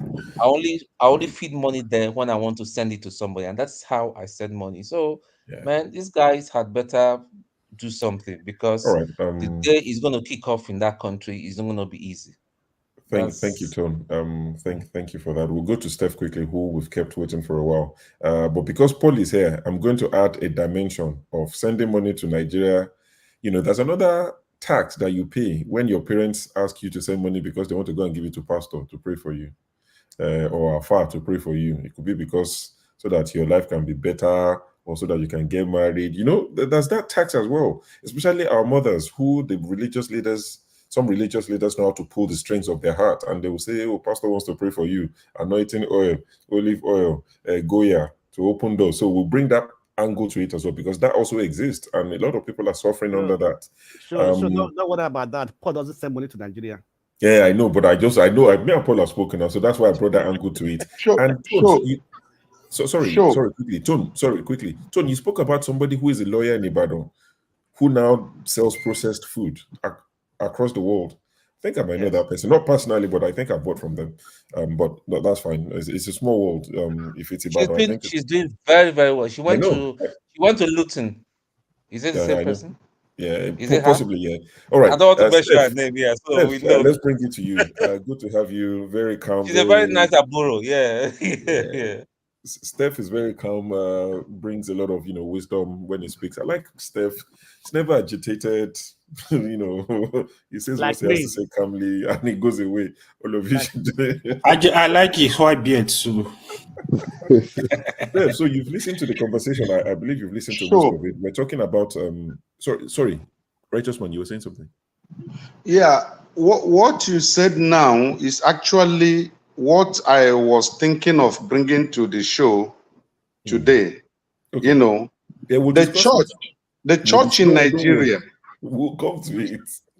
Okay. It's a good thing KJ has left, because KJ is a part-time pastor. He will get annoyed. Steph, let me bring it to you quickly. So we're talking about this tax that we all have to pay. If footballer is complaining, who is a multimillionaire, it's easy for people to say, you get money on Mikel, we that they pay you 150K every week. Don't complain. But if a footballer is complaining, the rest of us have no choice but to complain. What's your take on it? Yeah, I think good evening. Good evening. Yeah, for those that are in America, happy Thanksgiving, by the way. I think it's actually an issue, but we must understand that it's not a fault of their own. I believe that most times a rational human being, if you have the option of being the one that gives or the one that asks, you prefer to be the one that gives, but like somebody said, I think it's always good for those that are giving to learn how to manage expectations. If you really have more to give, then you should also give rationally. Give in such a way that we promote productivity and not promote consumption. If I have like $1,000 to give to relatives in a year, maybe it's possible to give to 20 people, let's say $50, right? But unfortunately, I don't do it. So many people may be bothering me, so many people may be hungry. I know they're actually hungry. I know they're passing through stuff, but I don't. I may choose just one person that I can walk through to do something useful. You understand? And most people that are related to me know that I'm emotional, I feel for people, but I'm not usually carried away by it. If there's any problem that I can't really solve, I don't like to dabble into it. You know, I don't really think it's a good idea to give people money just for them to feed. You know, but if I have, like I said before, $1 million, $1,000, what I've done over the years, okay, the recent one was that's the reason why I don't usually do frequently, because I want it to be something that will amount to something. The last I did last year was help one of my relations to start a tailoring shop or stuff like that. So it's been like 2-3 years. I've been bothering about money. Things are hard. Things are this. So I know that things are hard, but I'm not going to give you money for feeding. Let's walk through it. What we're going to do, so that it took a time before we agreed on this. She knows how to sew clothes. At least she said she want to open a shop to sell stuff. But it seems she wanted to sell something that I know that it's not something that she can account for after like a year. I said, okay, let's take time and walk through how do you refine your tailoring skills, so that if we buy the machineries that you need for it, the modern sewing machines and stuff like that, I know that this is an asset that maybe in the next 2-3 years can still be there, and we walk through it. So that's what I'm trying to say, is that you may feel like most times that out of emotions, let me give 100, 200, 150, 50 over so many people and make them happy. You understand? But if you reason it out well, they're not gonna die if you don't really do. But if you pick one person out of that convinces you that he has a plan, you understand? And you walk through the person, I don't say you should give the person money. No. You have to walk through the plan with the person. What do we need? You'll be surprised that the machine that I bought, I didn't give the person the money. I sent the money to a different person to help me buy the machine and deliver to the person. Because I don't want stories. You understand? And at the end of the day, the person is grateful for it. I have forgotten those 3-4 years I've been disturbing about feeding money, which I deliberately refuse to give. You understand? So for somebody like Mikel, I think that he has the money to, put in a structure to really help those people that are bothering him, than rather just, allowing them to turn him to an ATM machine. I think one of the things he mentioned in the video, because I watched the whole thing, is that he, without saying, "Oh, this was my sister's case," he said, you give somebody, did he say 10 million or something like that? You set them up, or he mentioned, give them some, some whatever million is. He said, and they come back to you after a few years. So in his case, I think he's probably said maybe he wasn't as thorough. He didn't have the time to say, let me walk through you. He just gave them the money to say, go and do what you want to do. Now they've gone to do party, they're going to blow money and buy Gucci, and the money is gone. Maybe that's where you are different. And I quite like the way you've come across. The way you've explained yours. And that goes back to what I said, managing expectations. Now, with time, your family and your relatives and extended family will now come to know that if you contact Steph, he's not going to give you the odd $20, $50. You've managed the expectations. The story will start to travel to say, the day you get money, he will set you up for good, and you dare not go back to him. So you have set up something that's clearly working for you. And this is part of the things I want us to learn from here. Some people will say it will never work, but some people will try it and it will work. I just want us to learn from this. Like I said, it's not a bashing session of people in Nigeria to say they are useless, they are whatever. Let's let them I'll give learn. you another instance that will tell you that it will work. Okay. My own elder brother, how he walked through his own was that who started a borehole to sell water. You understand? So you have to check each individual. What do you think They can be manage. sustained? Yeah. What do you think can be sustained? It's not necessarily like what they tell you. They could give you 2-3 options. You understand? Then you walk them through and convince them why is option C It's better that you for them. think is going to be better. You understand? I know that those that have, maybe why I'm taking that approach is because I don't really have money to give, as in, take this 5 million because I know I don't have, and I wouldn't want you after like 2-3 years to come back to me again. So we better walk through it. Okay. So thank you for that, Steph. I appreciate that. I appreciate your contribution. Polo, happy Thanksgiving. Have you been sending money to Daddy Gio? Paul, where my turkey? You are only enjoying it. You are wicked. Paul has pardoned all the turkeys. You don't pardon them. That's exactly where I want to say first. You have to say it loosely the way you tell people happy Thanksgiving, because it's not everybody that celebrates it.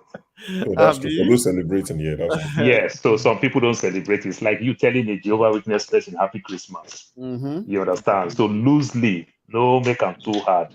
It's not everybody that celebrates it. Happy Turkey Day. Yes. So talking about this issue on ground, some of us may live in the West for maybe a very long time. Some of us not so long.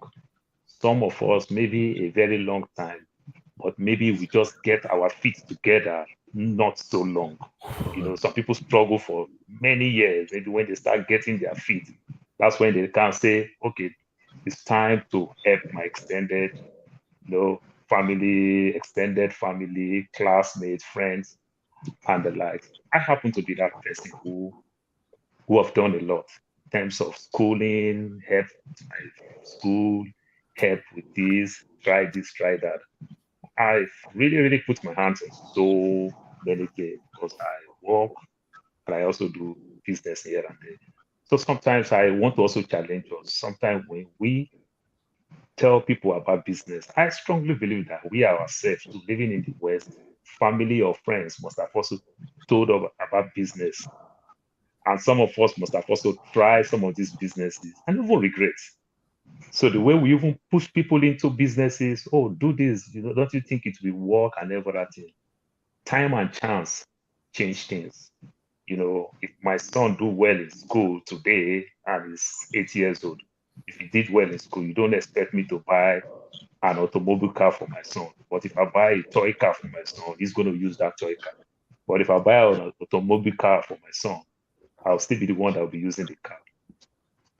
So these things, because I tried so many things. At the time, I told somebody, I said, I want to see that this business that you are so convinced you want to take my money. I want to see that the business is profitable. Say the business is profitable, is doing this, is doing that. Then I said, can we do it this way? I want to be getting a return on the investment. So which means you pay back. I'm giving you the money with no interest. Or return on investment, I want to get, which means you will pay back. So what I did, I gave this person 900,000. This is 2018. Today, as we are talking, 900,000 is a huge amount of money. 2018, do you know how many $1,000 I sent to make 900,000? So what I did, I said, okay, every month and give A 30,000, give B this, give C that. So this is how you pay back. So I create third world war among them. Yes. So those money that I sent to people, so that you will understand that it's not easy, because when A asks, B will support and blackmail you like you are wicked. So now the proceed of A, you B collector. You understand? So my proceed of A, let B collect it. Nothing work. It worked first month, second month, and third month. Do you know why it worked first month, second month, and third month?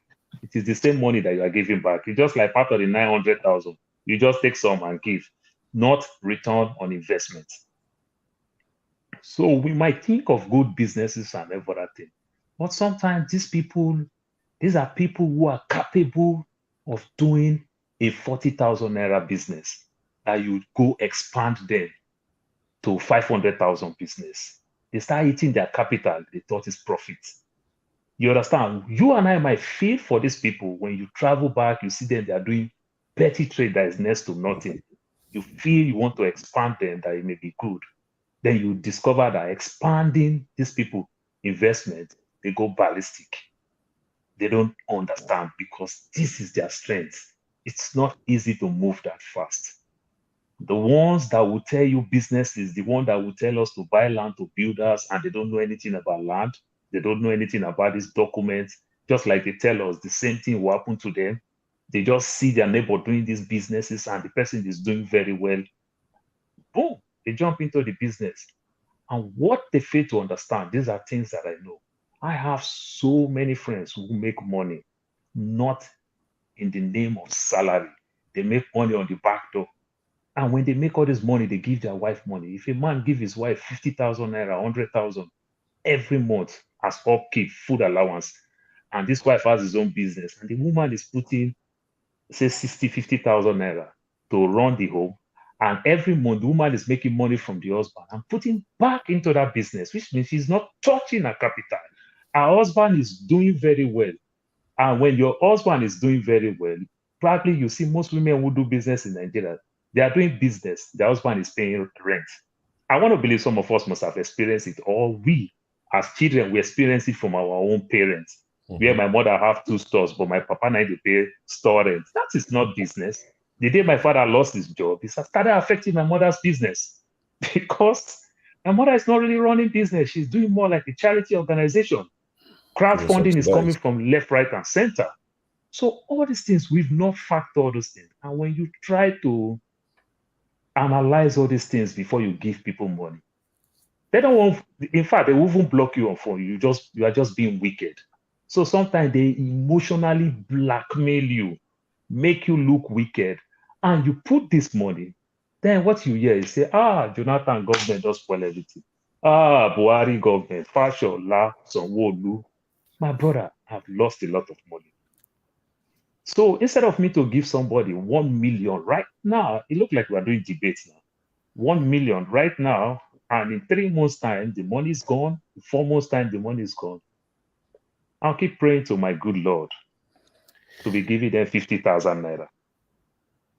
I am telling you, because my 50,000 naira will go a long way. What I do with my siblings, I use the word my siblings, whether they see this video or not. I send A 300,000. I say 3 of Onamona share. Tomorrow I send B. I say 3 of Onamona share. Because every time you give A will tell you, say, the last time he give me money, now 1 year ago, now that time when mommy died. They need a disclosure. So I put all of them together. Make it open. I make it open. When it's time for their children's school fees and everything, we have group WhatsApp. I say, I see your grade, I sponsor you. You understand? If I see your grade, throw your grade, how you are doing in school. If I see your grade, I pay your school fees. If I don't see your grade, uncle, our school don't used to do. Get out of that school. That school don't have any quality. You understand? You see the children, they scam me.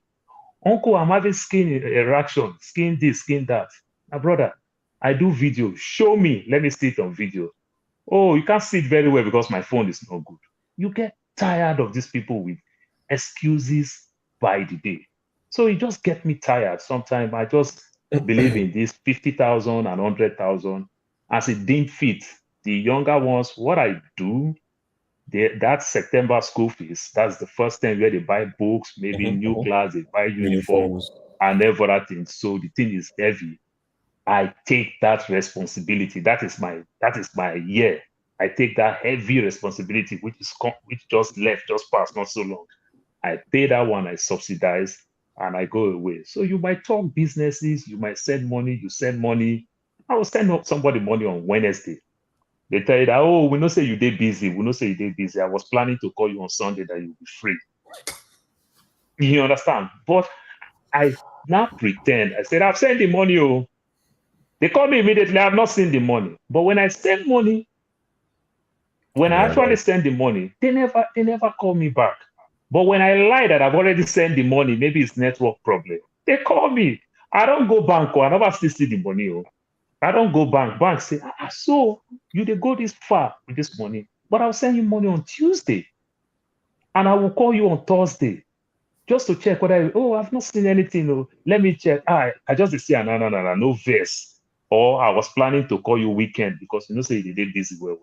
You hear all these things, but you did not beg me the money on Sunday that you know that I'm free. You begged me the money on Monday, on Tuesday. You didn't think that I'm free to talk or to read message. But when it comes to acknowledge that money, you are waiting systematically for me to also call you that. Did you receive the money? You know, so I see these things. It's so tiring. And my brother Righteous Man talked something about maybe family, they didn't train them well. If I send money to my siblings, nobody the papa will train that my brother. Or maybe the papa will train that my sister. It's just an entitlement spirit, and based on the kind of conversation and discussion they get in the streets. It is the same parent that raised every one of us. You get tired. Yeah, that's my take for now. Yeah, the other thing I want to throw here, this issue we're discussing, it's not about PDP, APC. This problem is as old as Nigeria. Of course. That. So we should not restrict it to government. It's not issue of government. This is a cultural problem. It is really, Mr. Steph, you are very lucky, man. The way you explain your case, you are lucky with your family. It's very hard. It's very frustrating. Just like Mikel B said it. Hopefully, we can have solution. Anyway, I can just tell Mr. Steph that I love to adopt your family. You have a good one. Paul, hold on first. No, this is not, it's not general actually. You know, for example, of course, yes. For example, I think I don't have any issue with my problem. They don't even call me to ask for money because everybody is they're independent. Yeah. You are lucky, man. Yeah, I'm lucky. I'm lucky, definitely, right? So, no. You might be independent. See, my father has property. Which means I don't hear house rent. I don't hear this. But biggest bill is school fees. No. And set up business. What I said is this. I said everybody is independent, right? Correct. So if you have children, be responsible for children's school fee. You understand me? Then if it's too high, I will support with just a little amount of money. I'm not going to pay everything for you. You understand me? Because if you are a father, you have a responsibility towards your children. You understand me? My father single-handedly trained all of us, pay our school fees to the university level. So if you are a father, you are a mother, that's what that you try to have that responsibility. Don't pass it to somebody else.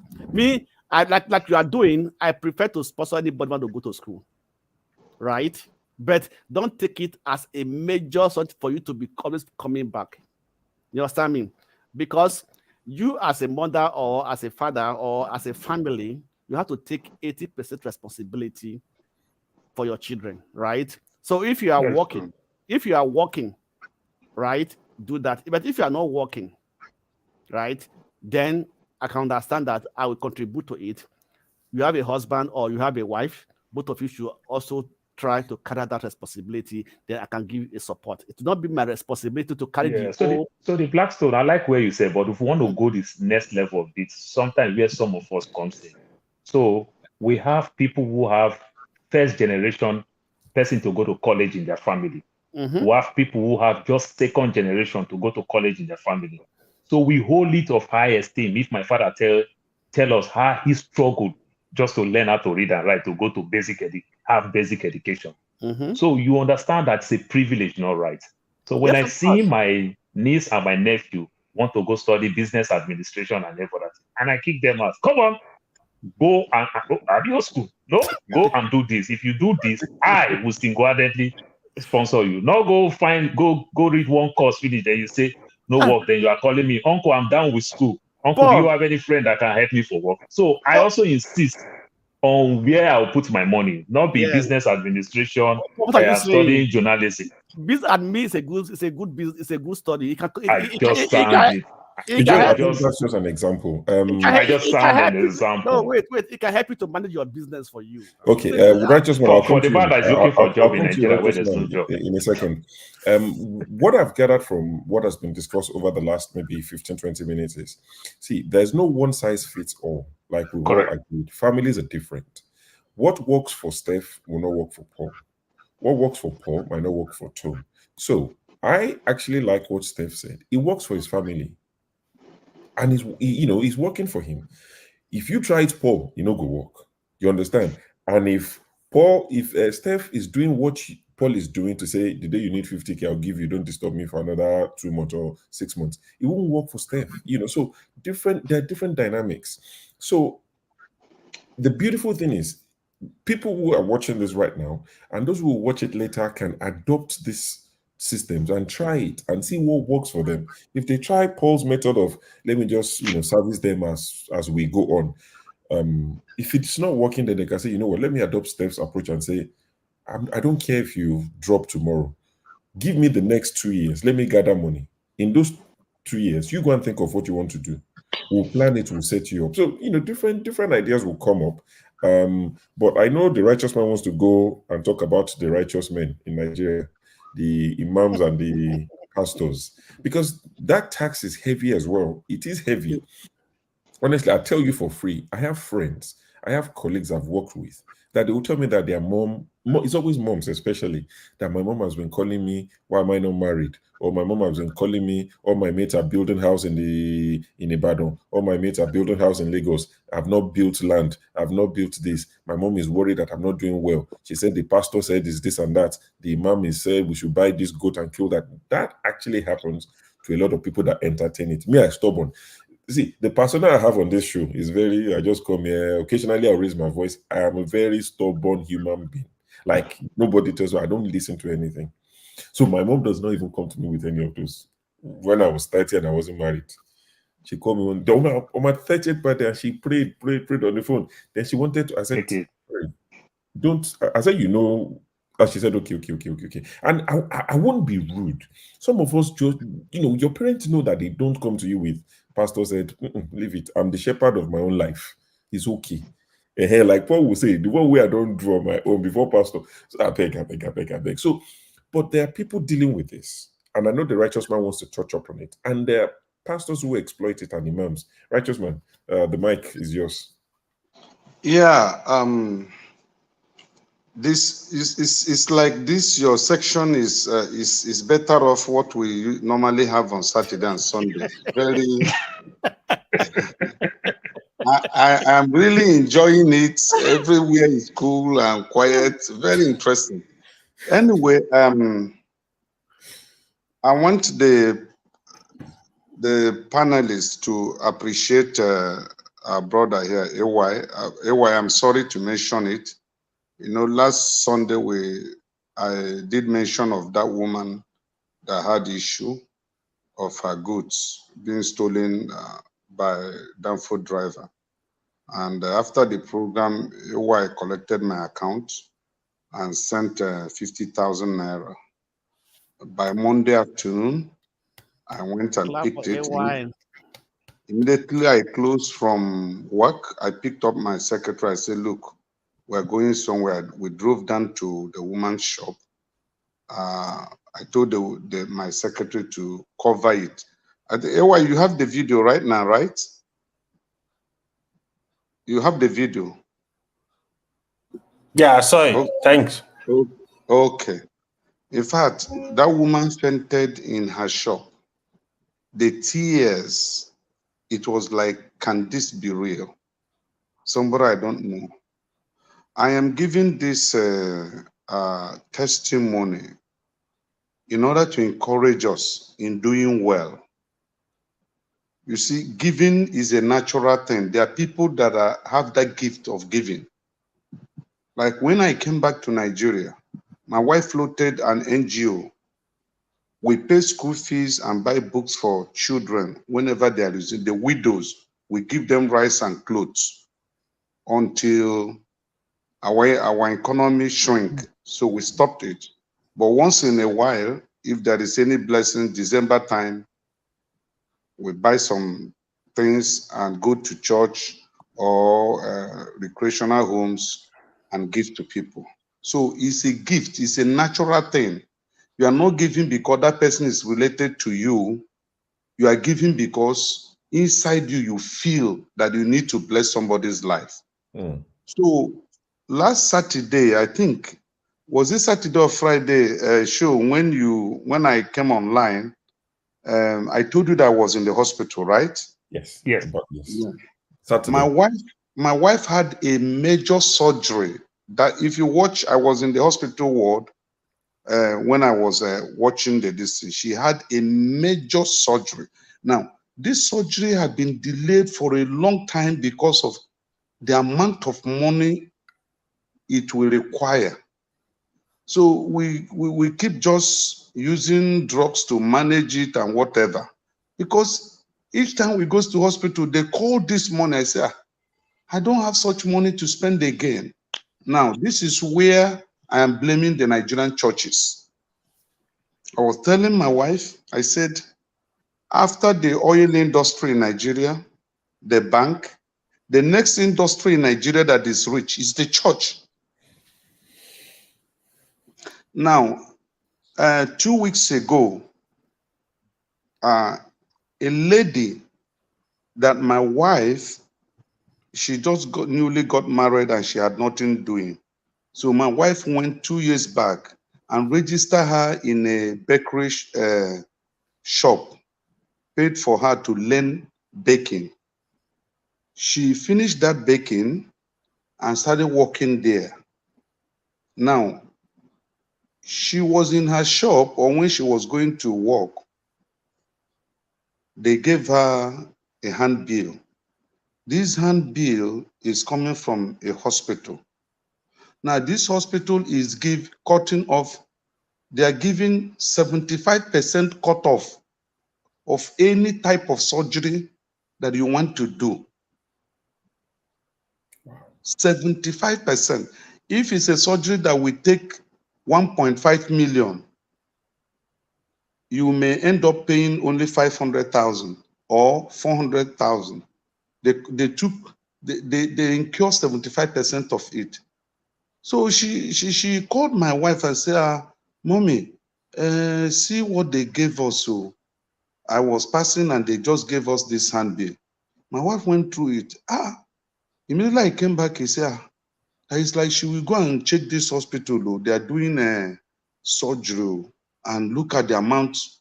If it's something 1 million, you will pay 350,000. The rest will go. I said, okay, go and check. When she went there, she finalized with them. I went with her. I did the registration and signed. My dear, the surgery was supposed to pay millions.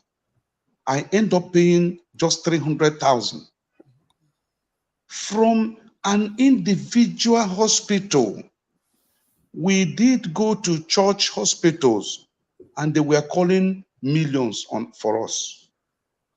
But an individual sacrifice, if people that were not operated in that hospital were not much, at least about 50 individuals did surgery in that hospital. And look at the amount that this individual gave up so that people can have good health. Now, what are we receiving from churches in Nigeria? Absolutely nothing.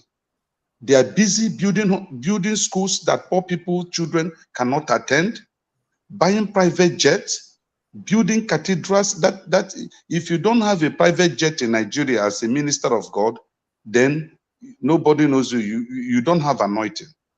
They are not competing in auditoriums that will contain 1 million people like in the city. 100,000 seater. Yes. But let me ask this question though. I know all of you are Christians here, so I don't know if Paul is a traditional. I'm just kidding, Paul. So this tight money, right? I don't suffer We for are this the people people that they giving them for money. upstairs for this If platform. anybody can, what is this tight money meant for? Like when you give it to the church, what are they supposed to use it to do? Anybody can just answer that question. Wait, righteous man, I'll take this. Righteous man, we must be careful. I don't think it is fair and right for us to pick out a certain section of the society and blame. We are talking about, like AY rightly said, we're talking about an attitude. That's why I call it an attitude that's been going on for a long time. Now it has graduated, and that's part of the reasons that why I believe that our politicians are messing up. Right now, I mean, when you look at our politicians across now, even the so-called LP politicians too, there are some thieves among them. Only say they never get the kind of opportunity APC have got, because APC have taken over the whole place. Now, with reference to that tithe, the real reason, the biblical reason for the tithe is for the man of God to use and support the poor and the needy, especially the widow in church. But it's not being used. This money, now, most of these churches, they do not have, they're not answerable to anybody. The pastor is usually the CEO, the wife is the assistant CEO, then it's passed on to the sons and all that. They can spend, they can hire and fire. So that is the problem. They are not regulated, so to say. You So the know, reason I was asking, right? Yes, that's a good answer. Thank you, Tone. Because I feel, to me, I'm not a Christian, but I really have issue with how they operate on this money. Because in Islam, for example, Muslim also pay a form of tithe. They call it zakat, yearly zakat. So it's not for everybody. So you need to have a threshold. There is a threshold where you have certain amount of money for a year. That's where you are obliged to pay that money. But that money, like in Islam, there are several people that are seriously prescribed to get this money according to how they need it. Like the first, the poor, the needy, like the orphans, they listed them like that. And you can even start from the family. You have a poor brother, anybody you are not supposed to be responsible for. It's not your responsibility. You can give them that money. So it's more like you looking for the person yourself. Even I know my friend is poor, they're struggling, it's really hard for them. I can give them zakat. I know my family member is poor, is really struggling. I can give them zakat. Yeah. So I think you see, human being need check and balance. This is one thing I believe, because it's just like they say, absolute power corrupt absolutely. Everybody take money and give to one person, they use it for themselves. So they're not using it for the purpose the money is meant for. I think that's where the problem is coming from. AY, let me. Please hold on. Let me. I would have loved to submit. Don't worry, you'll go after Blackstone. Let me come in there. The issue of tithe, if you look where the Bible talk about tithe, you understand me, it's very clear. One thing I take out of that place is that bring your tithe into the storehouse. You understand me? The storehouse is not the church. You understand me? It didn't say bring your tithe to the priest. It didn't say pay your tithe to the pastors. Right? Like AY said in the Muslim tradition, you understand me? You can use your tithe to support anybody you want to support. You can pay your tithe to the NGOs. You can use your tithe to support the people going to school. That's why I said, but what the Bible said, it said 1/10 of your income. So that's what you call it. That's what it is tithe. It's not the payment. It's because of 1/10 of your income. You understand me? So that 1/10 is what make it a tithe. And you can decide to do it willingly. Jesus Christ said one thing, he said, if you give a cup of water in my name to any of this little one, you do it unto me. So the pastors have actually abused that issue of tithe. You understand me? Do you know that most of the billionaires, they also pay tithe because they pay 10% of what they are earning to organizations to help the poor, to NGOs, to support people. You understand me? So wherever you give your tithe to, does not mean that you're not going to get it a blessing from it. It's not the pastor supposed to give it to, it's not the church. If I have to give to the pastor, fine.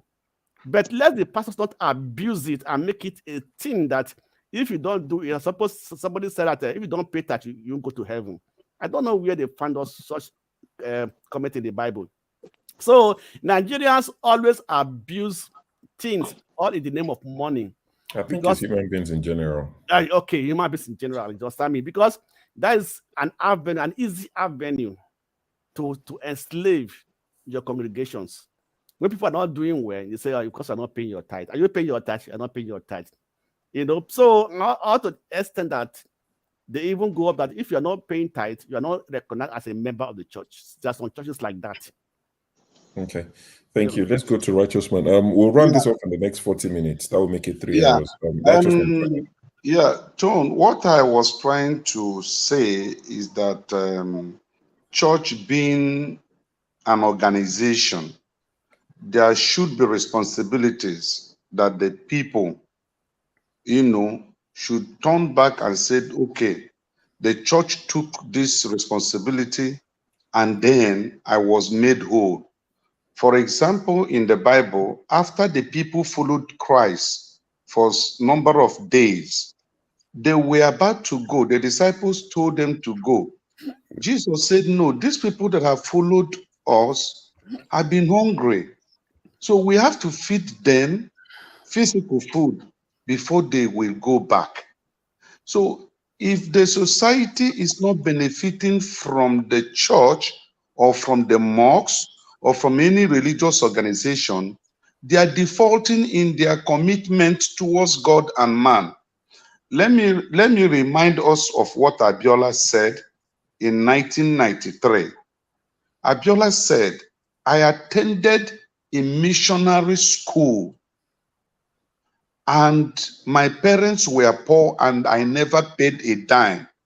The late MK Abiola, he attended a Muslim, but he attended a school owned by a church that because he came from a poor family, he did not pay school fees. Today in Nigeria, how many churches are looking at the poor people and giving their children scholarship?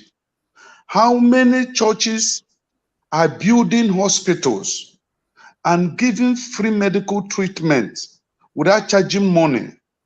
How many churches in Nigeria today are feeding the poor? It's not as if I'm speaking evil of the men of God. No, I respect them. I'm a Christian. But the truth is that if we go back to network. I guess maybe he has a call. Okay. Let me just say something relating to what you just said. There's a minister in Nigeria who do sponsor people for under scholarship to study in Europe and abroad. You understand me? So I'll give you a story that came out. He saw two guys who were working in one of these fast food joints. Those happy boys. They yes. were deported from Cyprus. Yeah, what happened when the economy of the country changed during the coronavirus? They could not send money to them. What did they do? They made a video. You understand me? Blacklisting that guy. That is status here. Come and suffer. It's no more. After some years of paying their school fees in that university, you understand me? They came and made a video against him. So this is also the mindset of people in Nigeria. You forgot that man was helping you at the very beginning, but now refuse to understand the situation. So the Blackstone. There is the Blackstone is like let me tell you about what happened to Patrick Amuzie back then, Zoe Ministry. Mm-hmm. No, I've not heard that So, in a long time. Zoe Ministry. yeah, Zoe Ministry. Boy. Zoe Ministry. Amuzie gets to the second level, the second highest level of Amok. He was fighting hard to get to the highest level of Amok, but he couldn't make it. So when he was doing it, they called him, they warned him, and everything. You know, it's like somebody who study medicine in Nigeria and has a 700 level, and you got rusticated. It is only certificate you don't have, but you have the knowledge. You just don't have certificate. If you run a church as an individual, that is why they will mock you. If that church is well structured, you understand, people will say, oh, I didn't get my funding for my school fees. It is you, that general overseer, will look into that department, what is going on. But when you run the thing like you are the one helping people, when it's not your money, it's our money. Don't let us learn how to understand run church that is a charity organization. It is not me funding a charity organization that I'm waiting that if I give every donor, they'll come back and thank me. You understand? It is the church that puts the money together. But when these men make themselves powerful, this is where they get all those type of things. We have to stop these things. That is one thing that I would tell you. You know, we make ourselves too relevant over individuals. Yeah, no, and it's not too good. Paul, actually, it's not too good. Paul, this they also do to individuals. They also do these things to individuals. If you are, don't use individual to judge corporate. Wait. I'm not using to. I'll just give you an example. You understand? There are sometimes, that you do something for some people, at the end of the day, the way their behavior now make you to regret why did you even do it.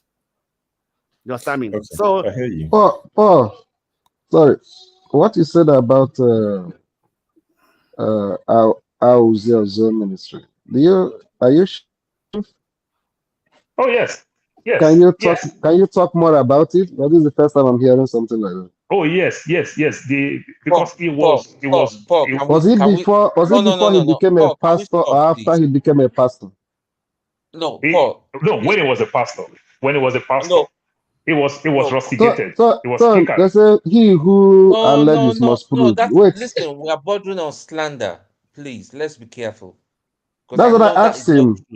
Whether he has proof. It is not true. Somebody came up with that gossip. It's not true. Please let us be careful. I know him personally. It did not happen. There's no truth. You might know him personally. I'm talking about the head of Restitution Order. Restitution Order have two. The head of Restitution Order. Hold on. He's never been involved in Amok. Please, guys. I watch it personally where the head of Restitution Order, you understand, the president then is from Edo State, said how they call him different times. You understand? Because it's a religion. One of the criteria to be a Restitution Order, you must have one. It is a lie. Paul, why are you saying it's a lie? When the president talk, how he was rusticated. That's why I said, let's be careful. I'm not here to. So where are your facts that you said is a lie?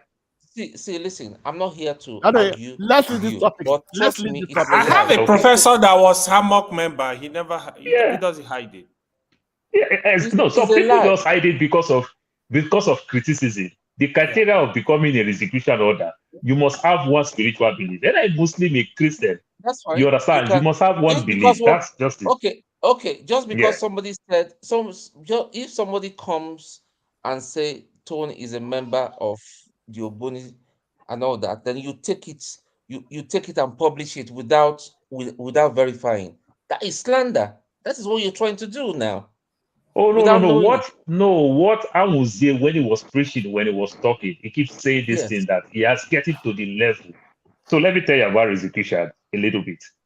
He keep talking. So when you get Restitution is a secret society. It's not. First of all, it's not a secret society. It's a secret society. Don't tell me. I'm not interested. I'm not interested. I'm not talking to only you now. I'm not talking to you now. So you don't shut me down what I say. You just tell me that. No, I'm not talking to you. Please, let's leave the topic. Let's leave the topic. With all due respect, that is why I say let's leave it. It's a bit touchy. You say leave it, but you condemn it. That's not how to leave it. Which means you just accuse me that I'm lying, but you don't want to give me a chance to defend myself. That's not proper. Let's you just move sound like Nigerian soldier now. You just beat without asking question. No, Paul, please. This has nothing to do what we are talking today. So let's remove that out of it altogether. No, somebody asked a question, not I know he him. asked That's a why. question. Yeah, I know he did ask a question. So there are some. So I'm just Sure, the Blackstone. I'm going to leave that part, but let me make you understand. You know why? Do you know why I asked that question? During Hajj in Nigeria, as a Christian during Hajj in Nigeria, when I get to Sokoto, when I was working in the airline in Nigeria during Hajj, the good thing is that how painful it is, I look like Malam. I am skinny, I am dark, I am tall. You wear I wear all my jalabia, but I don't even know how to speak Hausa. Just little. I don't know how to speak Hausa. But guess what? So as a Christian in Sokoto, it's a secret society.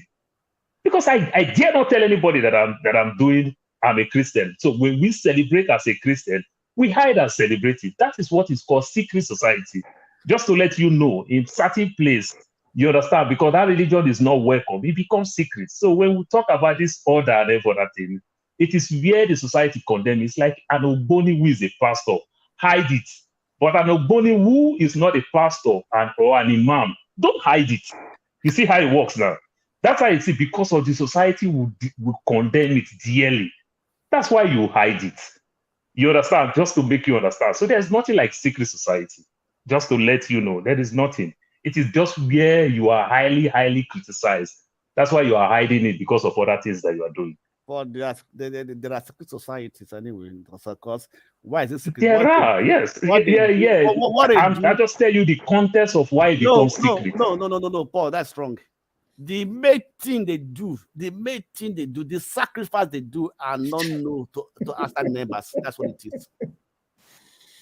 Not a member. Don't carry me go where no. So the main thing they do. Even me, I don't lost. So what the main thing they do, AY every day tell you that you can read the Quran, but you cannot understand the Quran. Is that not the main thing they do that I don't understand it? Or till I become one of them? No, Paul, is that not the same thing we as a Christian don't say the Bible is deep? You can read it like literature. Is it not the same thing? No, Paul. If you have not been there, you never understand it. If I'm not being Christian, will I understand it? If I'm not a Muslim, will I understand it? Paul, wait. These are quite different from certain societies. Strange because they did not sell it like they sell Christian and Muslim to us. That's what I'm saying. Paul, let me tell you something now. Do you know the Mormon? Yeah, I know the Church of Mormon. I know them. I have a friend there. My family, my father's last born, my auntie. Yeah. I go their place every day. Wait. Do you know that the deeper you go into Mormon, I have a friend who was a member of Mormon, very deep member of Mormon. The deeper you go, then you get to know what they do that the other members doesn't know. I have a friend. But you've not been a Mormon. No, I have a Mormon family. Wait, for over 40 years of my life. I have my best friend was a Mormon. I do go fellowship with them before. You understand me? But it's not my own type of thing, you understand me? But it was deep inside, really deep inside. You understand? So what I'm trying to say that if you are not deep inside, if you're in the society every deep Methodist or a Catholic or a Muslim is a society person. That is what they'll tell you the day you leave that religion. Okay, Paul. If you're a strong Muslim, the day you leave, they'll tell you, the person will tell you that there are things that you don't know. It is always when you denounce. The day you denounce Christianity, I was born Christian. If today I can question so many things they do, do you know why? You understand? So I can criticize it too. That's how it is. No, let's leave it like that. There's no problem. I like Paul views though. He's actually saying the truth. Okay, I asked Paul a question. And the reason why I asked him is because he made a statement. And this is a public forum. Exactly. And the statement he made, if I didn't come back to ask him, people have already heard it. So that's why the clarification is necessary. I was asking him, do you have proof He said that the head of the society said so. Now, the next question is, have Anwuche admitted publicly that he's a member of that society? Okay, there you go. I like this question. So now let me tell you about execution order. Execution order have 1 to 12. Then you become a grand master of the order. When Mandela, like in the West now, they said they make mistake to make Mandela get to the level. Mandela is the first African to get to the level of a grand master, you understand, of the order of the execution. That's why in the lodge, they can't do Mandela anything. What Yoruba will call awo. You understand? Awo, they can't take themselves down. They can punish you when they get to office, you understand, but they can't take themselves down. You ask yourself, if the West, if they take Mandela down when Mandela was doing anything, what court would they take Mandela to for them to keep Mandela 27 years? No court. This is how powerful, if you want to talk about powerful, because great men are all there that they are doing that thing. Google it on your own time, you will see it. Mandela, Wole Soyinka say he cannot be so strong like Nelson Mandela. You understand? Say he cannot be so strong like Nelson Mandela. So what I'm telling you, grand execution order have level 1 to 5. Level 1 to 5, this is where they tell you, don't do this thing. Don't do this thing. Something will happen. Don't go to work today. Maybe they see something on the way, like the way spiritual people will tell you certain things. But when you get to level 6, this is where you know how to do things yourself, how to enter bush and take leave and do things. They do things like Africans, where you can take leave, do things together. Let me land. Don't shut my train of thought, please. It's important. We're in public. You understand? Don't shut. So this is when you start doing something. When Patrick Anwuzie get to that level, at the time, Anwuzie started getting proud, started going a little bit contrary to what he do. So they started calling him. They started telling him. You understand? They started telling him. So the thing was coming out, so when they kick him out, he felt mad because that was the peak of his career as a pastor.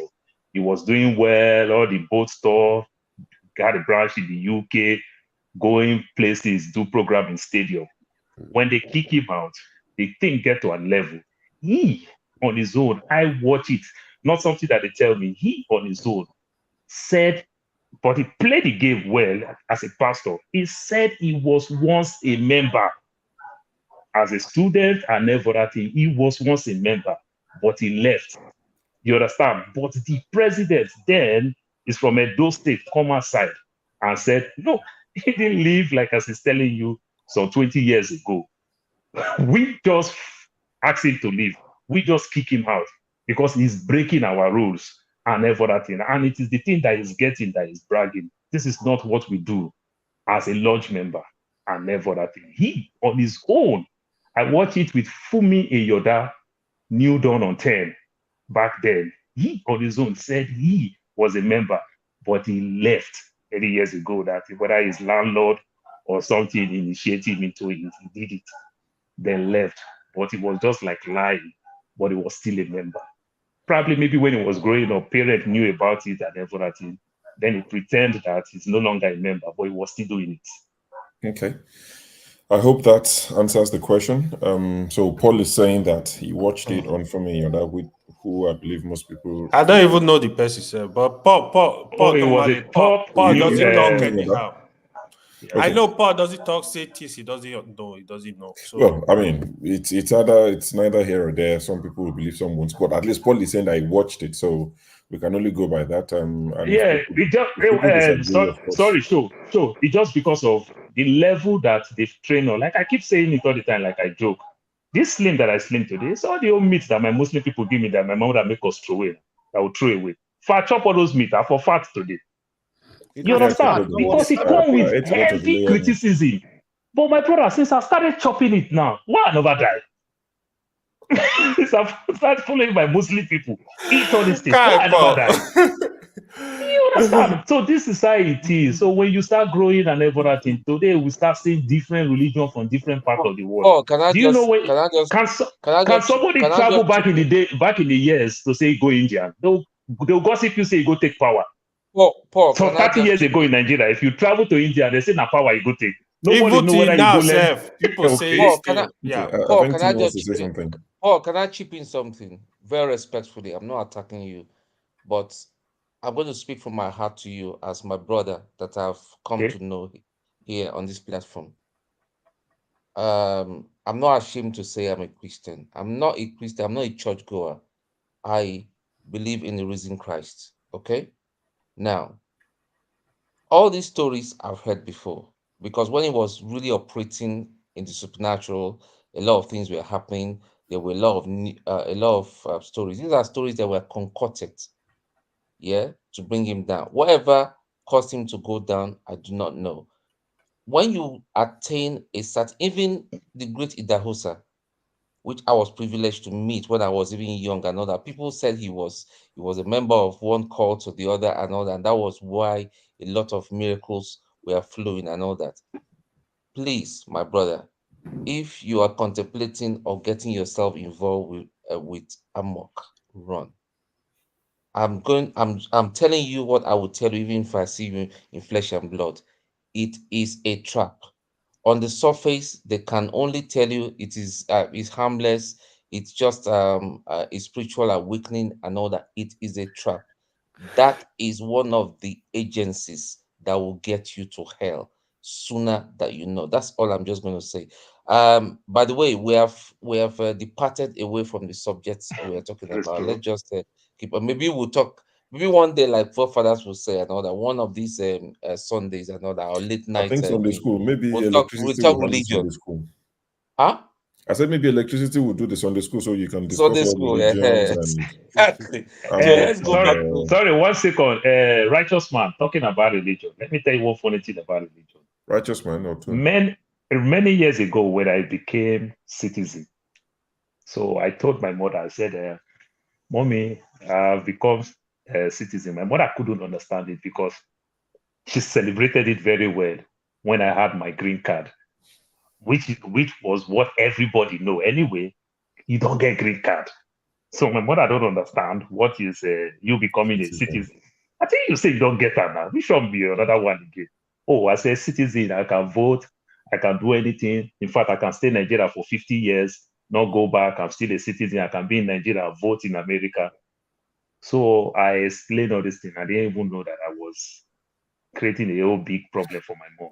My Managing mom went to the expectations. church and explained the thing. They say, Mama, your pikin don't become American citizen. If anything happened to American, will send plane. America will send this. They told my mother to go buy 250 chairs, this white plastic chairs in church. And that is the period where I started giving up, because I'm not strong now in the West. I understand better. So my mother already knows this one, Oniranu Naijomo. My mother, they started bugging my mother. My mother went and begged my younger brother to help. So that, my mother is powerful now. Deaconess, this, that. My mother was restless, looking for the money to buy the chair to go do the Thanksgiving. My mother went and tell my younger brother. My younger brother said, I don't even get passport. I did not even go to 204 first stack to go get passport. Now me guess it is that I will buy. My mother scat for money and stress tenants to pay 6 month rent just to go pay bountiful tithes for a son who becomes citizen. I did not tell my mother that I'm applying for citizenship. I did not tell my mother the day I'm going for my interview, Mommy, pray for me so that I can pass. I did not tell my mother anything. My mother did not know nothing. I only become citizen. You understand? That same day, I applied for my passport, my voter's card, and every other thing before I told my mom. You understand? And they say they are the one that pray that make me get it. Is it not funny? Paul, It's wait interesting. first. Paul, wait first. You know what I mean? All these things are enlightenment, you understand me, right? But let me say something here. I say that most people call themselves pastors. Those are all these like small churches who are like having a small hall looking for money to survive. Plus big church. No, wait, no, I know where I'm going to, right? So they want to find a way of buying equipment or buying chairs. But because they need those chairs, that's why they have to use that. They go through that route to tell your mommy, yeah, come and do Thanksgiving, or go and buy this one, go and buy some, come and do Thanksgiving. You understand? It's just a way. For me, there was no reason for her to do those things. You understand me? There was no reason for her to do those things, right? It's part of the tax that I say that we pay. They look at your vulnerable parents and they exploit them. They look at exploit them. So sometimes my mom will tell me, we have Thanksgiving at church. I say, my mom, if you get money, go and do your Thanksgiving. Me, I'm not getting money to send for you for Thanksgiving. She'll leave me alone, go do her own thing. You understand me? So I don't care, because for me, if I have to give money to a church, it is come from my mind. Not that you have to tax me. God loves a cheerful giver. Righteous man, you can come in. You see, let's not mix these things. You understand? What I was actually referring to is corporate service of the church, corporate responsibility of the church. You know, there are two different things. You know, a church as an institution, as an organization, must have corporate responsibilities. And those responsibilities are expected to affect the life of the people. You don't need to be a Christian to be affected by the church rendering help to the society. Like Abiola, as I was saying, he was a Muslim, but he attended a Christian church free of charge on scholarship. And even while he was in prison here, when Abacha arrested him, he held his Bible. His son, Kola, was saying each time he goes there, he started calling him Bishop. He was reading his Bible because he attended a missionary school and he got the knowledge of Christ and God.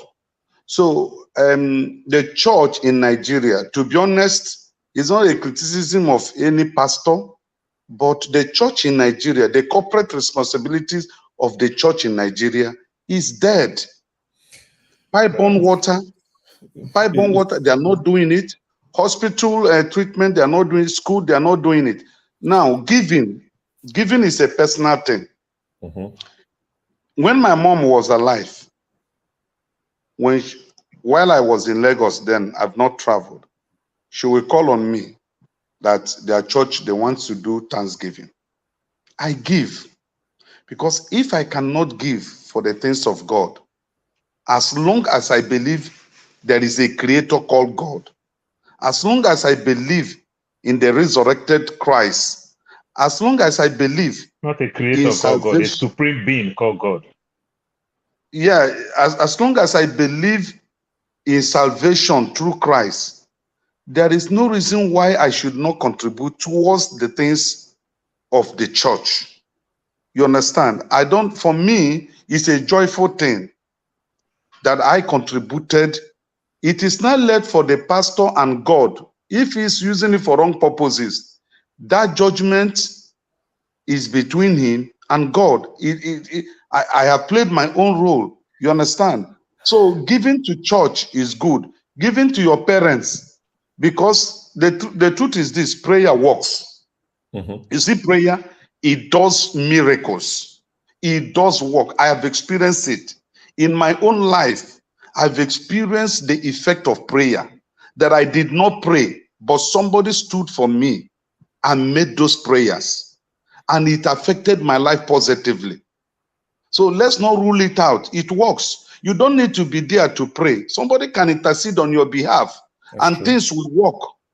Then giving, you see, if God has given you life, which you did not pay for, there are many people that have tried to be in abroad. They couldn't make it. That you are there does not mean you were more righteous than those who did not make it. It is still the grace and the gift of God.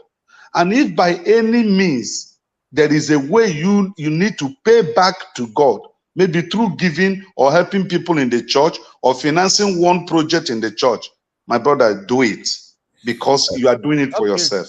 I got just man. Wait first. You just said one thing, right? We are talking about corporate responsibility of the church, right? You said if you give and whatever the church does with it, it's not.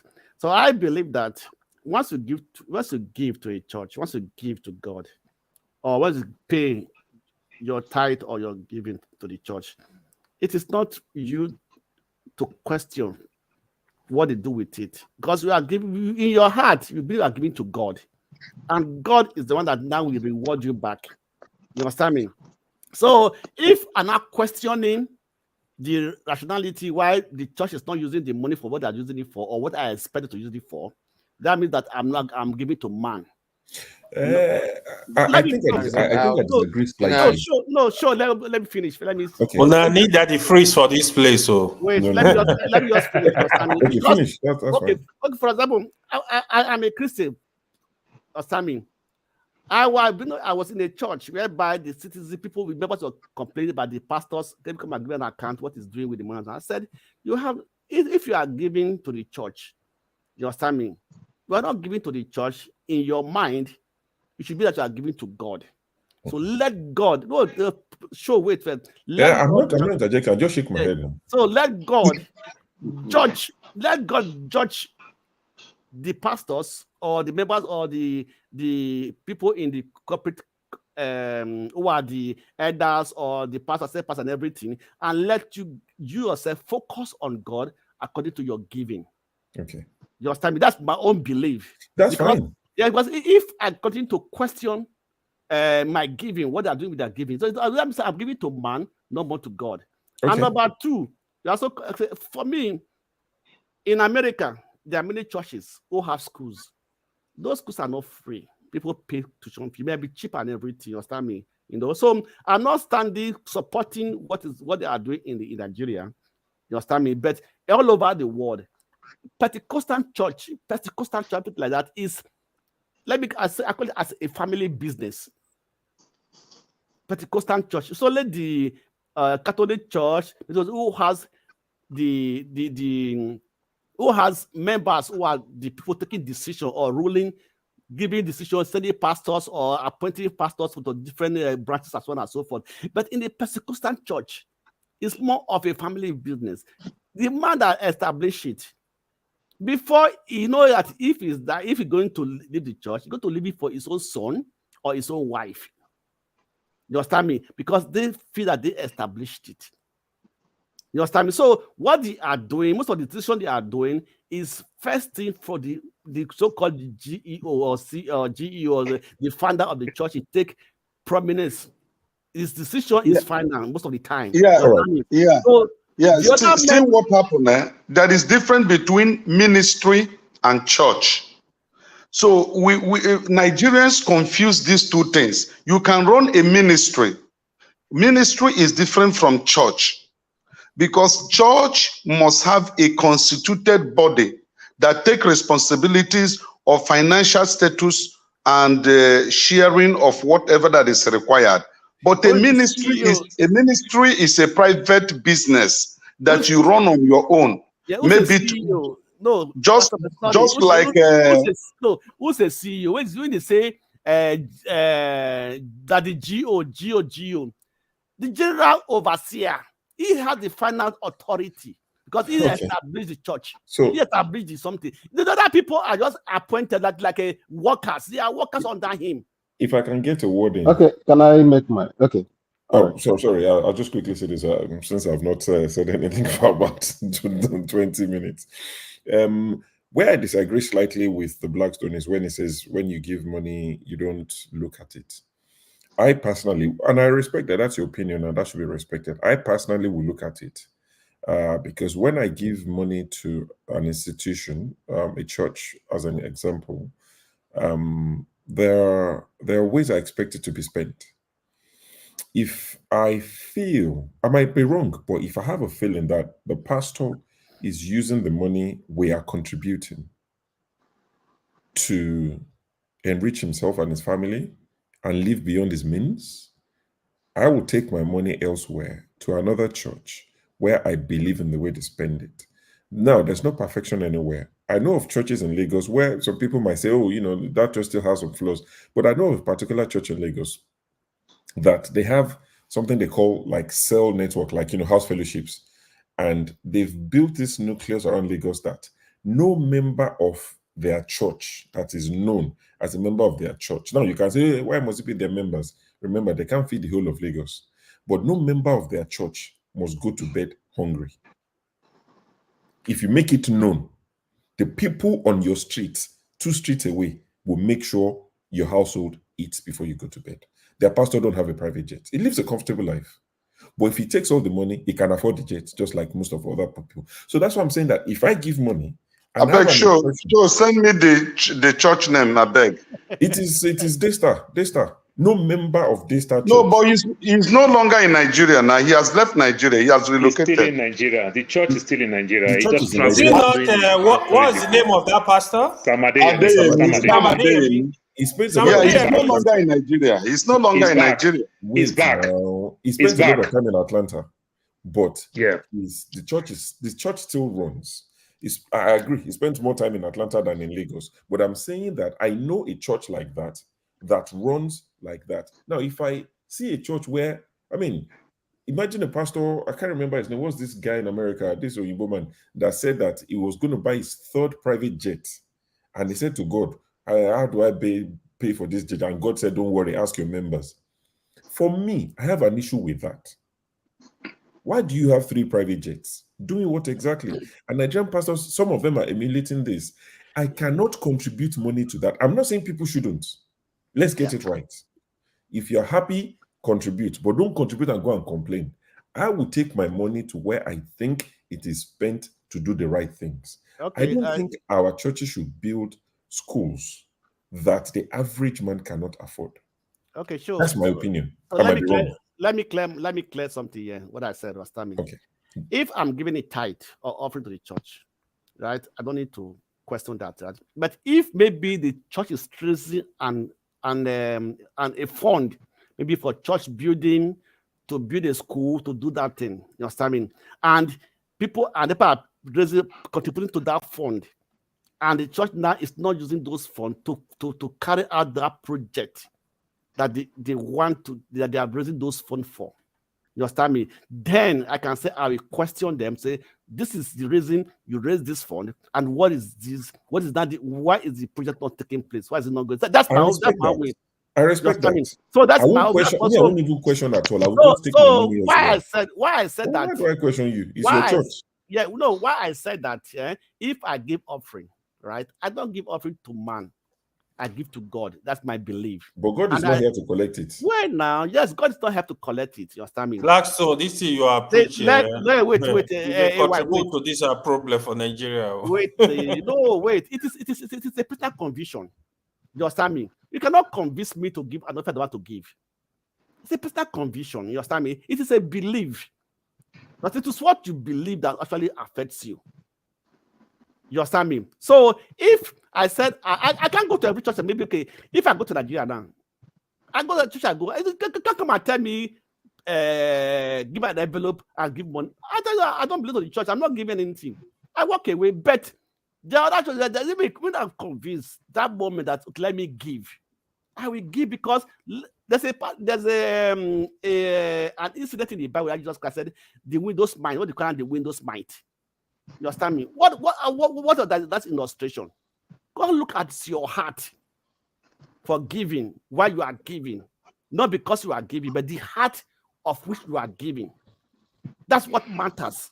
You understand me? So if a pastor come and use all the sweet words, everything to convince me to give, that means say that offering, that giving, God will not accept it because it does not come from my heart. Okay, thank you, Steph. Let's go. Sorry, okay, thank you, Steph. Let's go to Steph quickly. Sorry.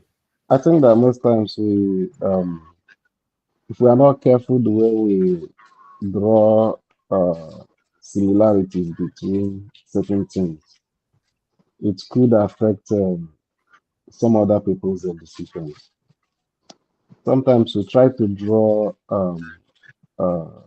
similarity between giving in church and church.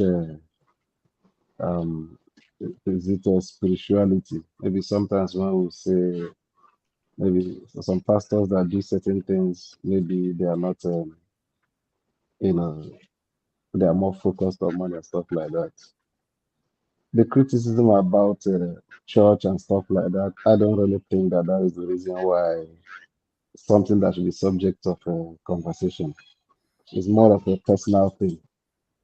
If you give in church and you don't like the way your church use the money that you give, then stop giving. Exactly what I said. Huh? Stop giving. Or you But take it somewhere else. most times the people that complain most don't even give. You know? Maybe. So let's just leave that by the side. If you're not comfortable, stop giving. I think that's my position. Yeah. Which is to be respected as well. Yeah, Steph, I like what Steph said, but to some extent, sometimes some of us truly, really want to give in that organization because you get affiliated to something. Where I grew up, the primary school that I went, I don't want that school to go down. What I enjoy in that school, I also want other people that will pass through that school also enjoy that same quality.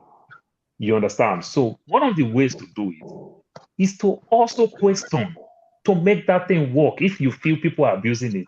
But for me to say, okay, because I feel they're abusing it, let me just walk away. That also didn't solve the problem. Just like the way the Bible said, when you close your eye for bad person to pass, by the time you open your eye, good and bad person just pass. What did you meet? Disappointment. And it's also a bad thing. You understand? One of the biggest children hospital in the world is St. Joseph Children Hospital in the world. These are hospitals that are owned by Catholic. You understand? St. Jude, St. Joseph. Do you know why all these hospitals are working very well in America? That is not also strong, that is not also big as Catholic. You understand? Remember, the Catholic is not as big as you think in America. But do you know why? Because the government regulates this organization. So if I'm to give in church, why the same Catholic fail in Nigeria? Growing up in Lagos, we get Reverend Father as white people. Somewhere along the line, it started turning to another thing. Remember, the biggest congregation in Catholic used to be the Igbos, then maybe Yoruba. We used to see Igbo Reverend Fathers in Lagos growing up. Somewhere along the line, it became heavy war. What do you see these days? Only Yoruba Reverend Father in Lagos. They started fighting themselves. You understand? Because it has become a cow thing. People are using it to benefit themselves. Reverend Father who don't have no wife, no nothing, will still go take land in his own village and build mansion there. Who told you? Who told you? Oga, who told you they don't have wife? Let me land. Okay. You what? You thought they can't even go here? I don't know that. So, Reverend Father, the church supposed to be his home. The children supposed to be his children and everything. Why do you see these days? You see people go build house in their village, where the money starts taking from what you give back to the people, to this individual, becomes so powerful. These are where cause all this problem. They start fighting themselves. No Yoruba Reverend Father in the East, while an Igbo Reverend Father in the West. You know, you see all those things. But what I'm saying is that this same Catholic in America, they are doing tremendously well because they regulate them. Because in our own, they don't regulate them. That's why they are abusing it. So sometimes it is good to ask questions. Not like, we know your Bible said don't let your left hand see your right hand. But what is the context that your Bible said so? For me not to intimidate that next person in church when I'm putting on free, for me not to do this. Yes, we understand. But sometimes, even though the Bible will say question all faith, you understand? Paul said it. He said, challenge all faith. Challenge. You understand? It will help the way people are abusing all these things. Because the Catholic that I know really did tremendously well during Bazaar time. They give back widows, they teach them skill acquisition and everything. So along the line now. I mean, even Catholic most of the school in secondary Nigeria schools, is people very attend them. expensive. Most of the secondary schools were Methodist secondary school, Anglican secondary school. There are some churches, there are some churches that are still giving back. You know, of course, and that's why I churches mentioned are still one. So giving it's back. not all Yes. bad. So not There are all lots bad. of churches who do well. Yes, it's not a, see the way some Adeyemi develop Oregon High School just because of they are using it as car park. They are not using it to do church. Oh. They only use Oregon High School as car park. They build the school from ground to finish. They develop the school, state-of-the-art equipment and every other thing. So just because of they are using the school for car park. They are not doing fellowship there. There are some churches who are doing things people doesn't even know. Of course. People don't know hear about. Some people just that's what. But know that sometimes negative things. It travels further, of course. Yes, it travels more further. positive. But truth be told, the Blackstone, we might say some of them are doing, and they are not Sure. saying it. That is a lie. If you, pastor, you keep Sure. preaching, challenging Yes, us about giving, preach about what you give back with what you Sure. collect. Yes, When you are Sure. not giving, yes, some yes. do it like You- 419. They just rub You small oil see, in people's Just face. these politicians we are talking about, Mm. they are from churches and mosques. So Forget those guys. I bet no, No, politicians are a different kettle of fish. hold on. Use, wait, Okay, now. hold on. You not Do see you somebody know going to that when these politicians go to church, they are given the altar, the pulpit, to read Prophet. psalms? That's just man. so Leave that that's side. political. See, politicians will use any platform to get what they want. If they have to go to Babalawo, they will go. Those ones are different. They are different demons. They're altogether. different human beings altogether. But do you know that Muslims will not subject the place of their prayer You to a don't know anything. I politician? make you the talk so. You don't know anything. I make you the talk I'm so. not Muslim, so AY can come. I have not seen in You Nigeria don't know. I where make you the talk so. You never see that. I have not seen in Nigeria where a politician was handed over their altar, the place of prayer. Righteous to man, speak. you don't know. I make you on Friday for Righteous Jimo. man. No, I don't know. I Assistant don't know. Controller Righteous man. General go sit down for Righteous front man. where they do prayer for airport. Assistant Righteous Controller man. General for immigration go sit down for front. Now the same thing Right- we get for church. They always Righteous sit at the man. front even when they come late. Yeah. As I said, this question it's everywhere. It's just Righteous man, you have a it's a way of societal thing. diverting this our conversation. I wonder.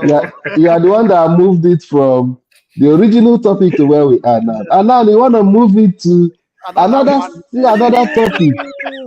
Righteous man has taken the position of TA. But for your information, Anyway, you take it from my mouth. For your information, Sure, you take it from my mouth. I mean to say. I hope you are aware that the Muslims are not quick to criticize what is going on in Islam, the way Christians are quick to criticize what's going on in Christianity. So that may be the reason why when you don't hear certain things happening in Islam, don't think that it doesn't happen.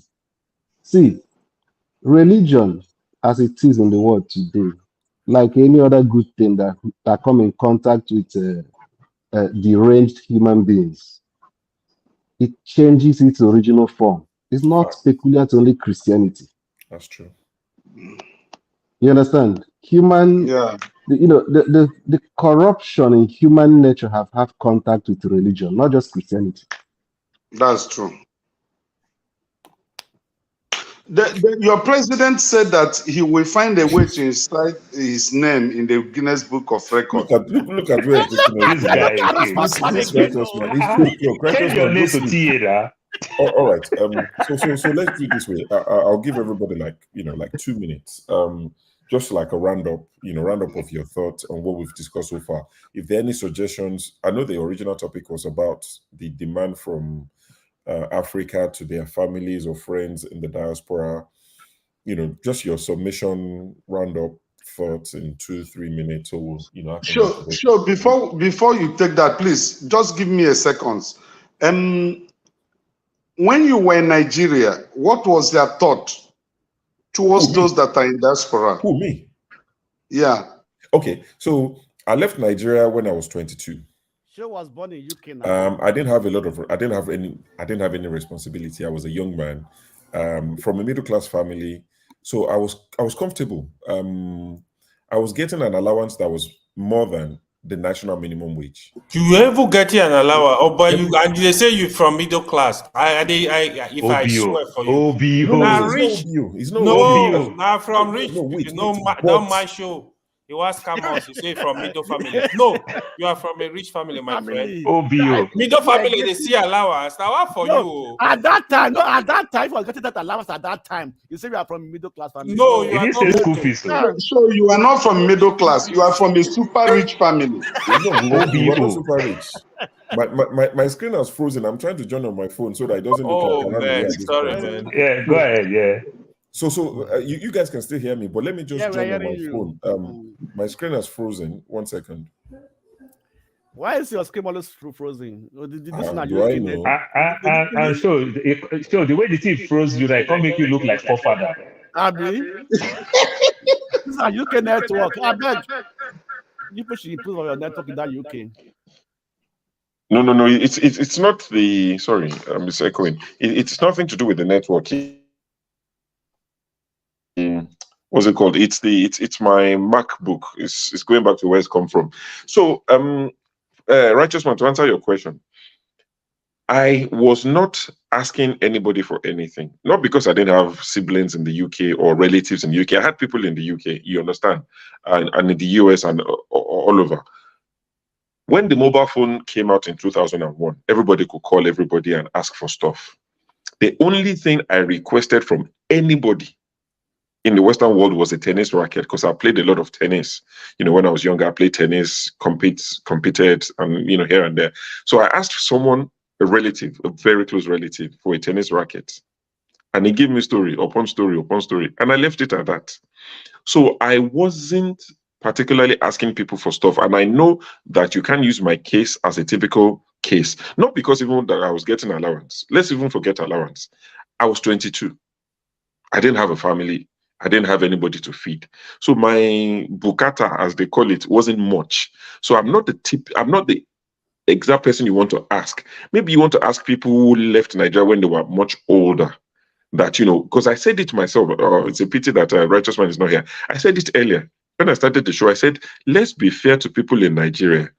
Because some of us left after 2001 when there was mobile phone and we could call our relatives easily. Not the days of Nitel, go to 3 houses and say, oh, there's a phone call for you from Nitel. Hold on, run to call your daddy. We'll call back in 5 minutes. It wasn't that. After 2001, there was mobile phone, and a lot of people now in the Western world had access to mobile phone and were calling people to ask for help then. So I said it. So I'm not trying to be hypocritical. So, I made that clear that some of us asked people. So let's reflect before we complain about people asking us. Were we in their shoes a few years ago? I wasn't, because I didn't have anybody to feed. I had no children. I had nothing. I was just a young man that was just roaming the street of Ibadan. You understand? So that's my story. So Righteous Man, in case you were listening, I didn't have anybody I had no children, no wife, in fact, no girlfriend. I was enjoying my life all by myself. But AY, I'll pass the mic to you. Okay, my laptop is back. Okay, let me comment through that. So AY, I'll pass the mic to you. For finance. Yeah, just final submission. Let's just, this thing is saying I should end it. I don't want to end it. Or just leave studio. All right, so go ahead, please. Just your final submission. Okay, yeah. What I'm gonna say, we've discussed a lot of stuff, right? So I think just one thing I will pick from what Steph said, you gotta manage people expectation. See, Righteous Man, they enter one laptop, one phone. See, who is the big man now? I'll let you get to screen. Yeah, sorry, AY, continue. Yes, basically you got to manage people expectation, right? Mm-hmm. The point I really want us to take away here is we will definitely help our family back home, friends, family, but they should also know that these people are working hard for their money. When they are able to assist you with your basic need, you sit up and try and work hard. If somebody is able to give you help, hey, take this money, start a business, you got to protect the money, work hard to make sure you do better to encourage the person. Even if the person is going to give you anything some other time, just try to do better, because we are also human, and we also looking forward. It's not, money should not be relationship between family and friends only. Even without money is involved, you can have a better relationship, like checking on us in abroad. Hey, my brother, how are you doing? How is family? How is everything? It's a lot. To me, I generally don't like having a relationship with somebody because of money. For example, you are my brother. It's not because of money. You are my friend. It's not. If you are my friend because of money, you are gone. I'm telling you, because of material things. But I have natural friends. I know tomorrow, even if I have nothing, they are still my friends. My primary school friends, I have them. Even I'm the president of Nigeria tomorrow, they will be my friend. That's the kind of friends I want. And I think that's the kind of friend people want too. All So right. it's not because something is evolved. Of course, my siblings, we grew up like children, right? We had nothing, right? So money should not be our the tea that bring us together. You know, we can do better. Even in the world when there was no money, most of our father used to like do change by barter, they call it, right? Like they still live their life. So the thing is, we all need to do better. Yes, help people, but manage their expectation again, All you right. know. And the other thing, don't let them abuse what you're doing for them, and just make sure you protect your environment. Thank you. Yeah, thank you, AY. All right, Blackstone, in summary, AY don't smack am for live television. We will go collect the picking from you. No worry. We don't collect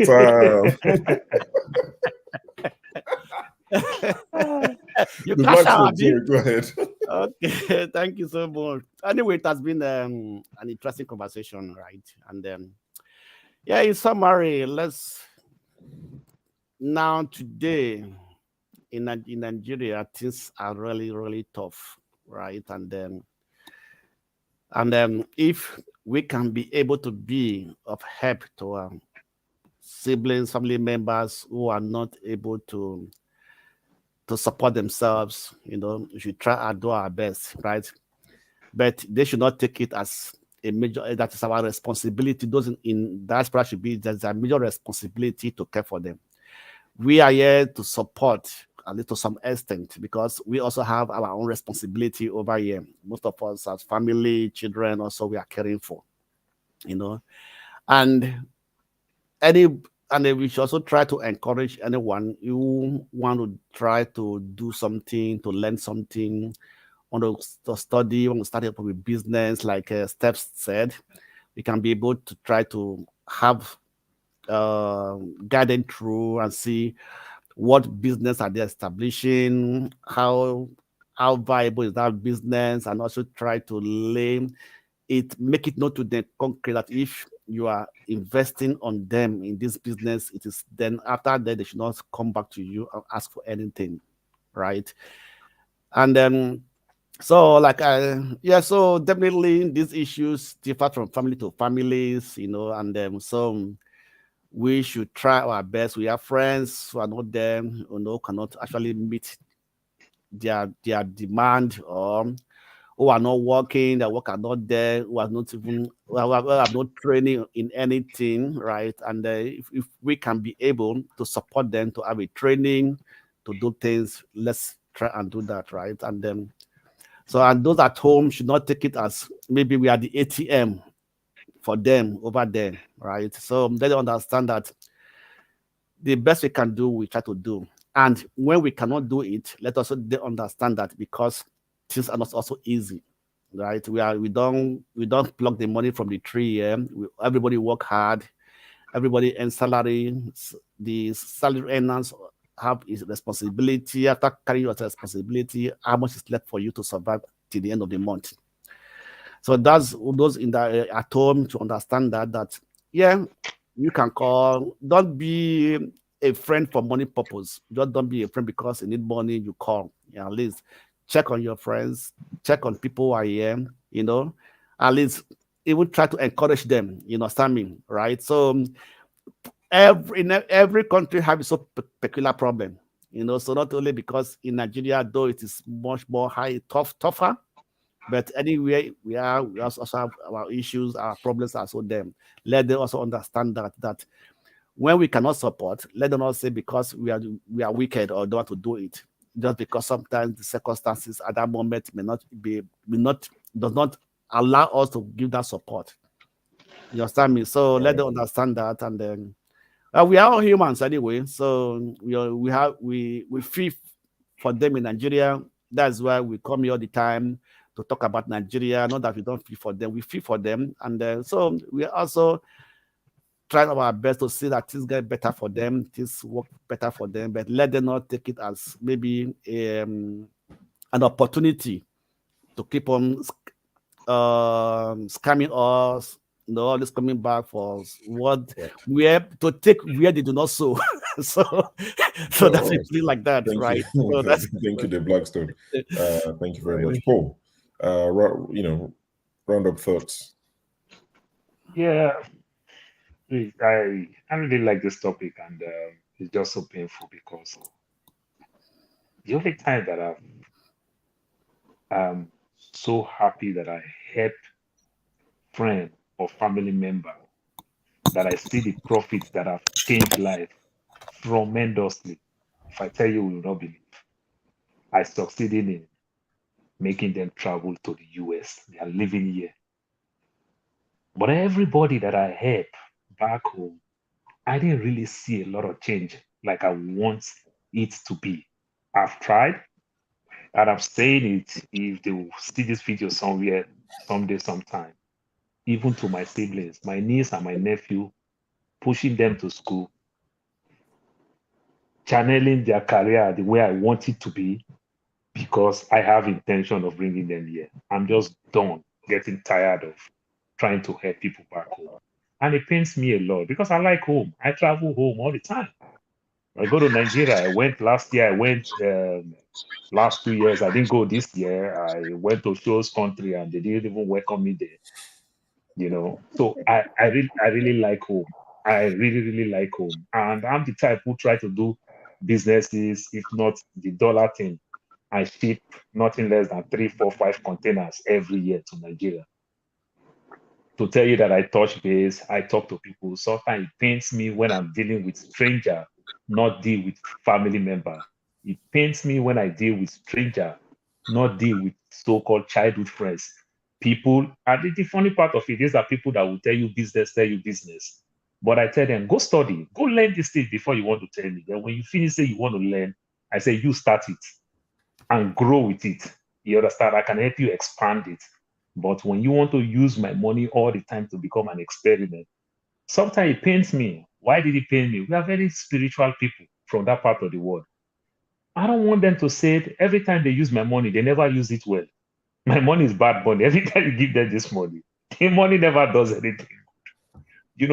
And you can't ask question. Before I leave, I have a childhood friend who sent me a message on Tuesday. I went to pick my daughter from the school. He's doing well in a very big school in Abuja. I went to see the former vice president, big school, and he's setting up his own organization. And they sent me if I can support. He's raising funds and everything in Abuja. He's looking for, I think, $13,200. But when you send me all this message, everything is chat. He didn't call me, no nothing.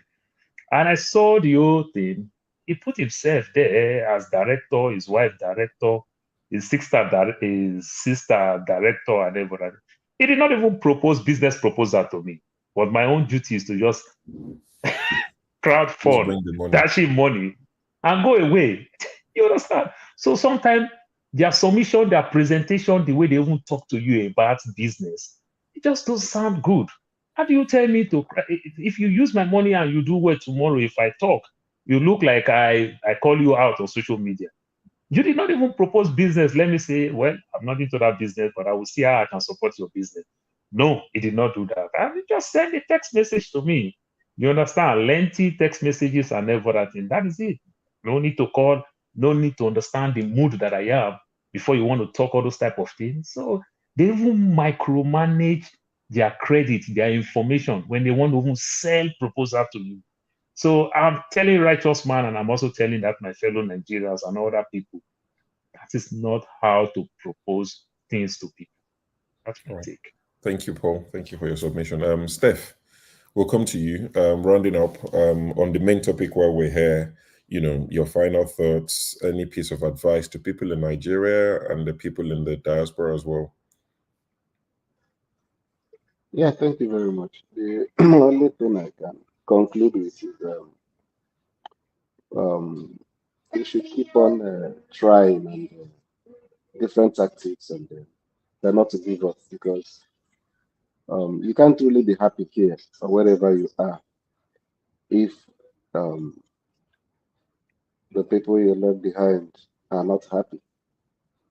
That's the truth, But like I said earlier, try to see what works out for you. And there's no way you can satisfy everybody's demand. You know, I've had somebody who, my niece, that was last 3 years. He said he wants to start a business, and I said, okay, have you learned the business? He said he wants to go and learn it. After like 3 months, he said he had finished learning it. I said, really? It was You a crash finished learning it course. after 3 months? Like crash course you do now. You know, so maybe that's the reason why I've not really had maybe I've been somehow averse to, you know, helping out when it comes to business proposal. But when it comes to handiwork, those are the areas, or maybe like I said, the borehole issue. I have to dig a borehole, buy pumping machine, buy the tanks and stuff like, you know, that is just to manage the cash flow. You understand? Or the kind of the tailoring store that I have to buy the equipment. I'm very, very concerned when it comes to business, because you're going to do a tough job convincing me that you know everything about that business, and you know, stuff like that one is going to be hard for me to buy into it, because I've been involved in 1 or 2 businesses, and I know that it's hard. It's going to be hard for you to convince me that, you know, but whatever works for you. But we will never give up. That's the summary. Thank you. All right, thank you very much, Steph. Righteous Man, final submission on this Nigeria abroad. You're muted.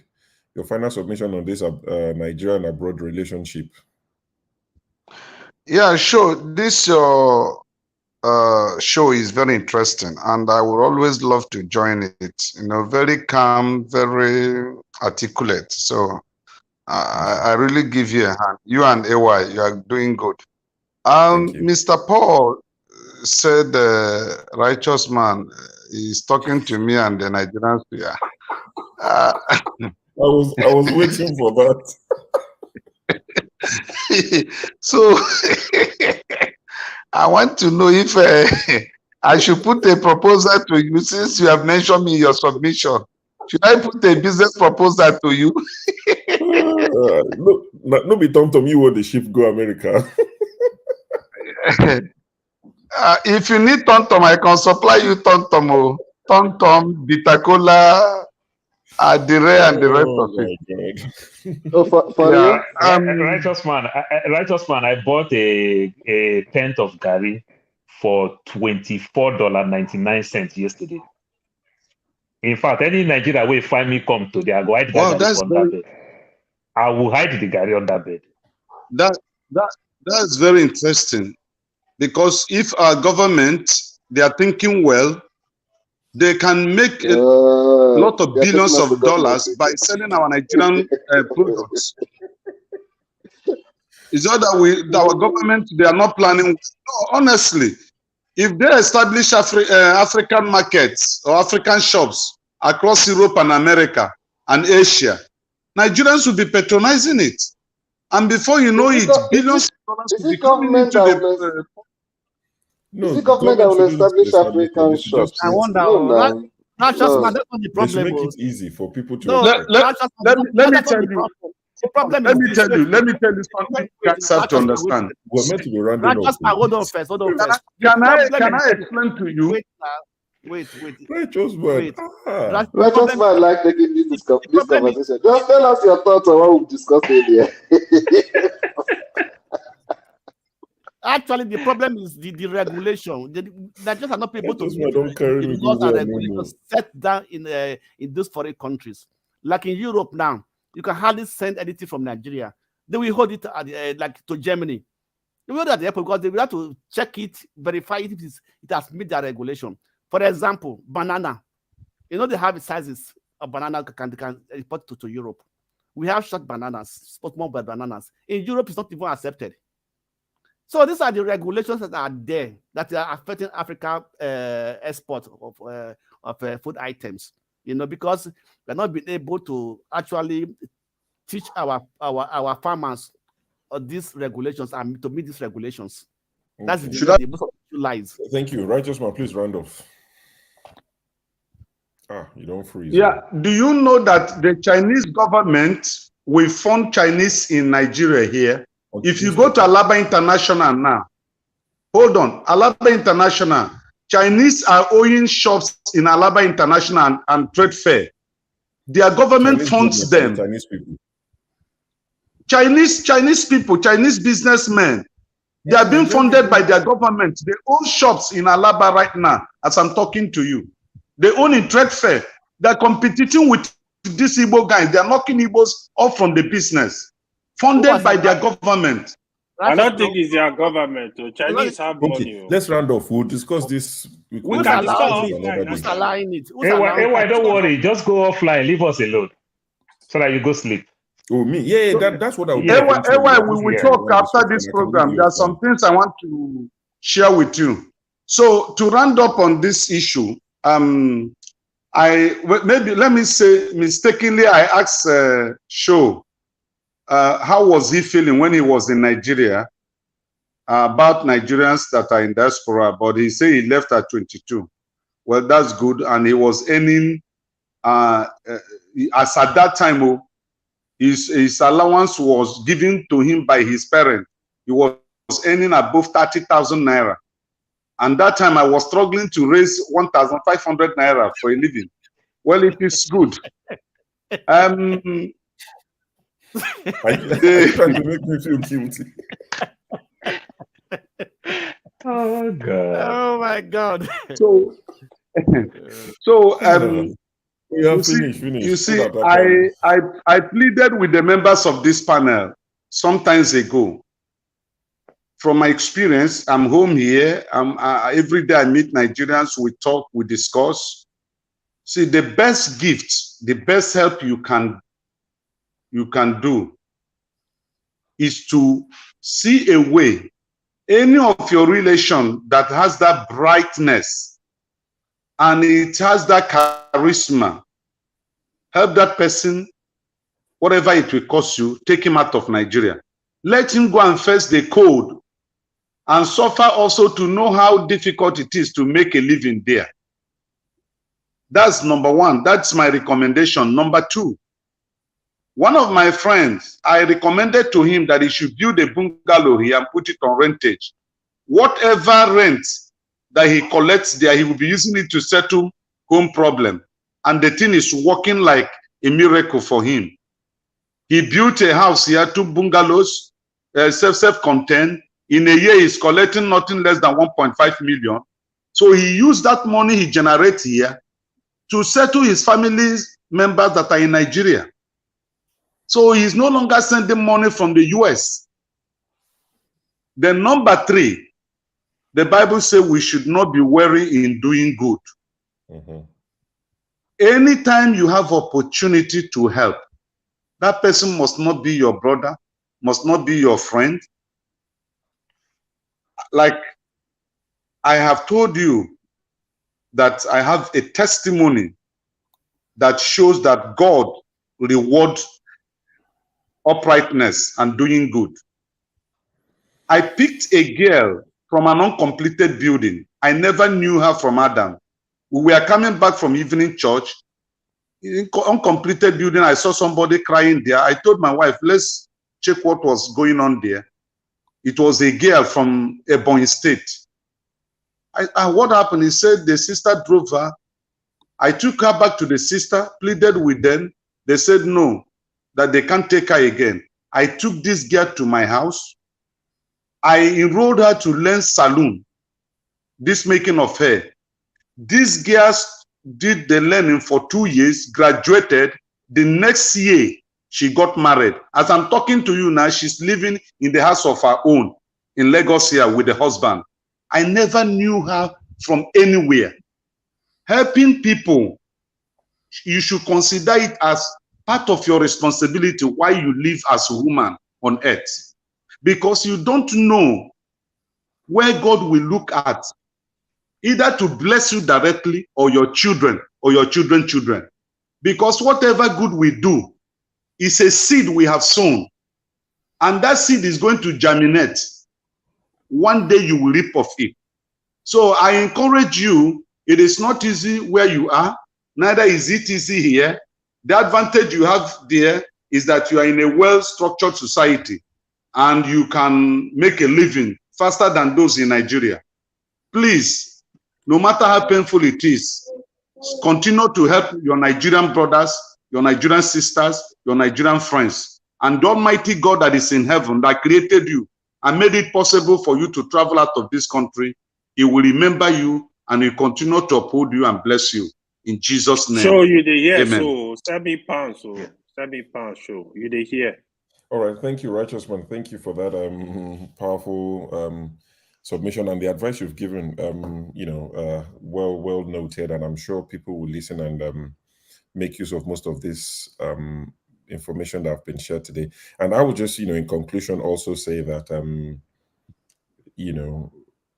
the people back home, most especially, they're the ones I have the most advice for or suggestion, because who am I to advise them? They might not know, but if you speak it to a lot of people who live in the West, I've mentioned this earlier and I will say it one more time. Most of the complaints is that of it's almost like we get a cold shoulder. I don't care. That's how most people feel. I'm not saying it's for everybody because individual situation will differ. For majority of the people in the West, I'm talking UK, Canada, China, Sweden, anywhere, even Far East, I call it all West. It's the people back home just think you have everything you need. You don't need anything. Even the simplest of picking up a call. Like I said, you don't have to call these days. Send a voice note on WhatsApp. Guy, how far? It's been a long time. I just thought I'll check on you. How are you? How's your wife? If you know the name of the children, mention their names. It makes them think, oh, this guy still remembers the name of my children. Send them a message on their birthday. Don't ask for anything in return. Those little things that don't cost you much, they go a long way. When your friends, your family come home, dedicate a day and say, I want to take you out. Take them to a restaurant. Take them to a joint. Go eat pepper soup, drink beer for those who drink. Pay the 5,000. It won't kill you. Insist that you pay. The person will remember. Don't just assume that, now you come from Jan, now you come from US, IJGB, as they call us. I just got back, IJGB. Don't treat them like IJGB. These are your family members. They're your friends. So Danshiki and say, give to your son, give to your daughter. So even if it doesn't fit them, if it's not the right size, forget about that. Just tell your tailor, do something for one 8-year-old girl, do something for one 10-year-old boy. Send it, the Ankara material. The man might not take it away from Lagos. He might drop it in his house and say, oh, my friend gave it to me, but it won't fit my children. But he would remember. This attitude of what you give to a man that has everything has to stop. Buy him 2 bottles of granules and say, take with you. When you hear in the news that there's a snowstorm in New York or in whatever, text your friend and say, the last time we spoke, it's been about 4 years, you went to New York. I hope this snow is not affecting you. He will be very happy. She will be very happy. And they will tell you, I don't move go Texas. I don't move go somewhere. It's hotter there. Oh, no snow. But they would appreciate it. Don't just think you're the only one going through stuff. Your friend might be a contractor. And I'm saying this from personal experience. Your friend might be a contractor who is not in a permanent employment. Yes, it's high risk, high reward. But as a contractor, most of you would know, you might be out of work. There was a year I was out of work for 10 months, out of 12 months. As a contractor, I just couldn't get my next contract. I had to live on what I'd made over the years as a contractor. If I don't tell anybody, they won't know. But let the people in Africa, check on your friends. How's work? That's a simple question. How's work? You never know. They might even tell you that guy, that because I know Toku, I've not worked all this while. Then you can now check on them.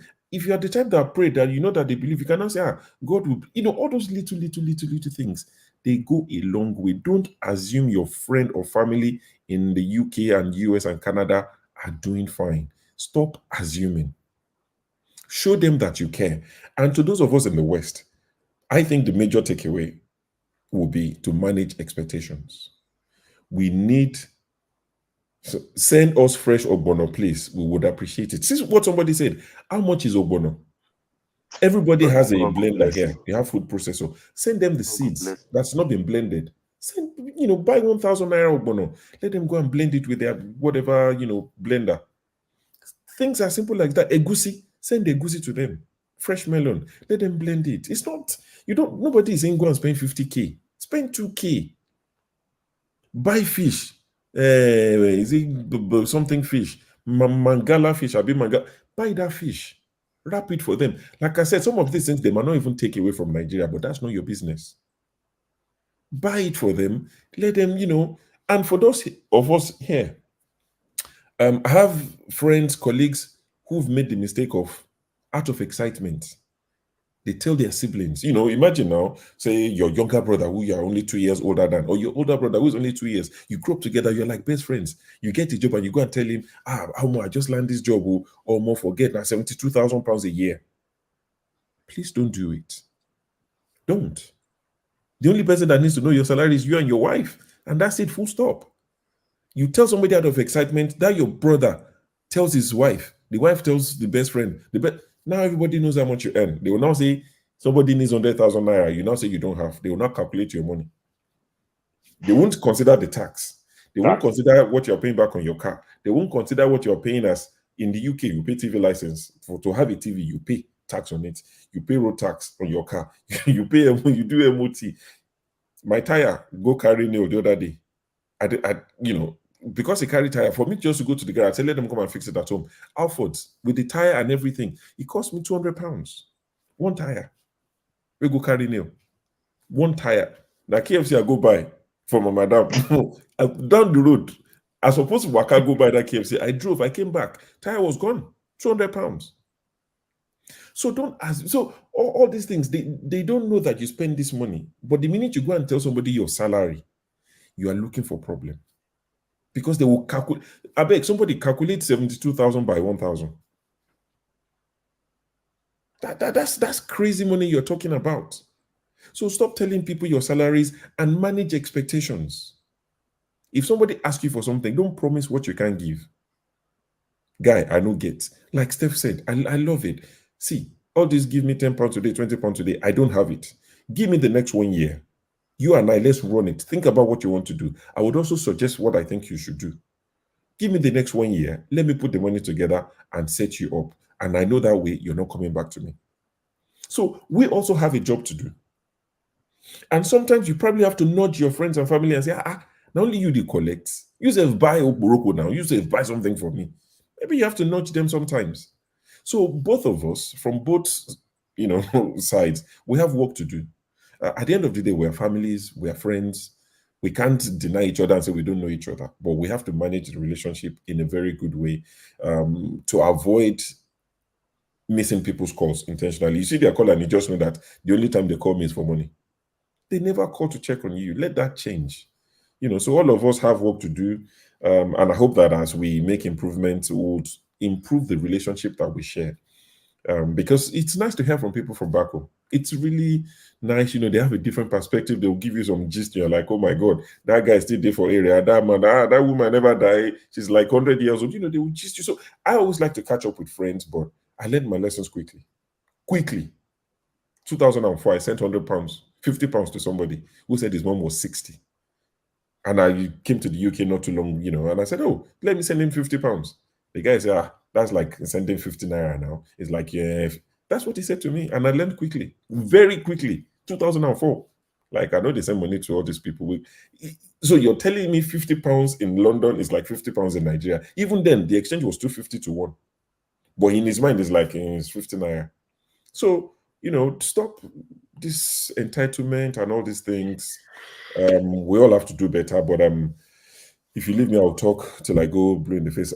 Guys, thank you for joining me. All those who are watching and those who will watch later, please like the broadcast.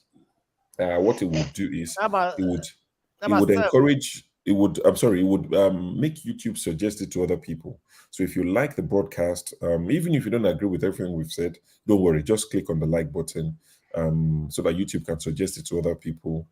Thank you very much, Blackstone. Thank you, Paul. Anybody stay at the back? I'm gonna leave the podcast. I'm gonna end the stream. But Leave it. you Just guys end it. behind backstage for for gist. Make I see if Blackstone will give me money. I know fish. Exactly. So I just want to thank everybody. The guys in the comment section: Kerry Bar, Even Paul, Peter Pan, Tokwe O, Fad. There was Henry Johnson who came. I put him on timeout because he was just, I think he woke up on the wrong side of the bed. He came and he said, "We are all fools. There are no schools in Nigeria. There are bad roads, and we're here talking rubbish." And he carried on, and I just put him on 15 minutes timeout. But thank you, Boom Boom Ray, Lighthouse. With God, all things are possible. I'm not sure I've missed anyone. But if I've missed you, apologies. It's not intentional. But thank you all for rocking with me tonight. Maybe depends on how I feel. Maybe once in a while I'll do shows like this. It won't float everybody's boat. One day I might wake up and come and discuss football. That you call it soccer. And yes, I love football. So I might come and discuss football. It might just be me. Nobody might join, but that's fine. So, maybe once a week I'll look for something that interests me and that might interest a few people and I will discuss. But yeah, thank you all very much. So, do you know the funny part of it? We'll stay in America when people call it soccer. We'll argue with them that it's football. That thing that you people are playing with your hand, so you can't call it football. They play with their hands more than the foot. But let me not make you laugh. Then when we are talking to you people in UK, we'll call it soccer. Just to annoy us. God is watching all of you. But yeah, it's been a pleasure. I'll play the outro music. Let me see if I can find it. Let me be like my Oga. Dr. Damages will be back soon, guys. And I think Peter Obi is coming very, very soon.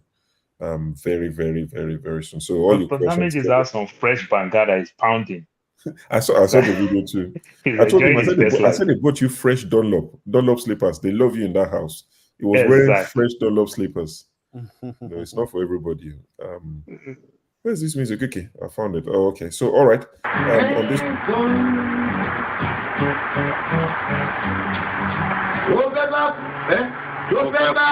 Tó fẹ́ kú torí ẹ̀ o.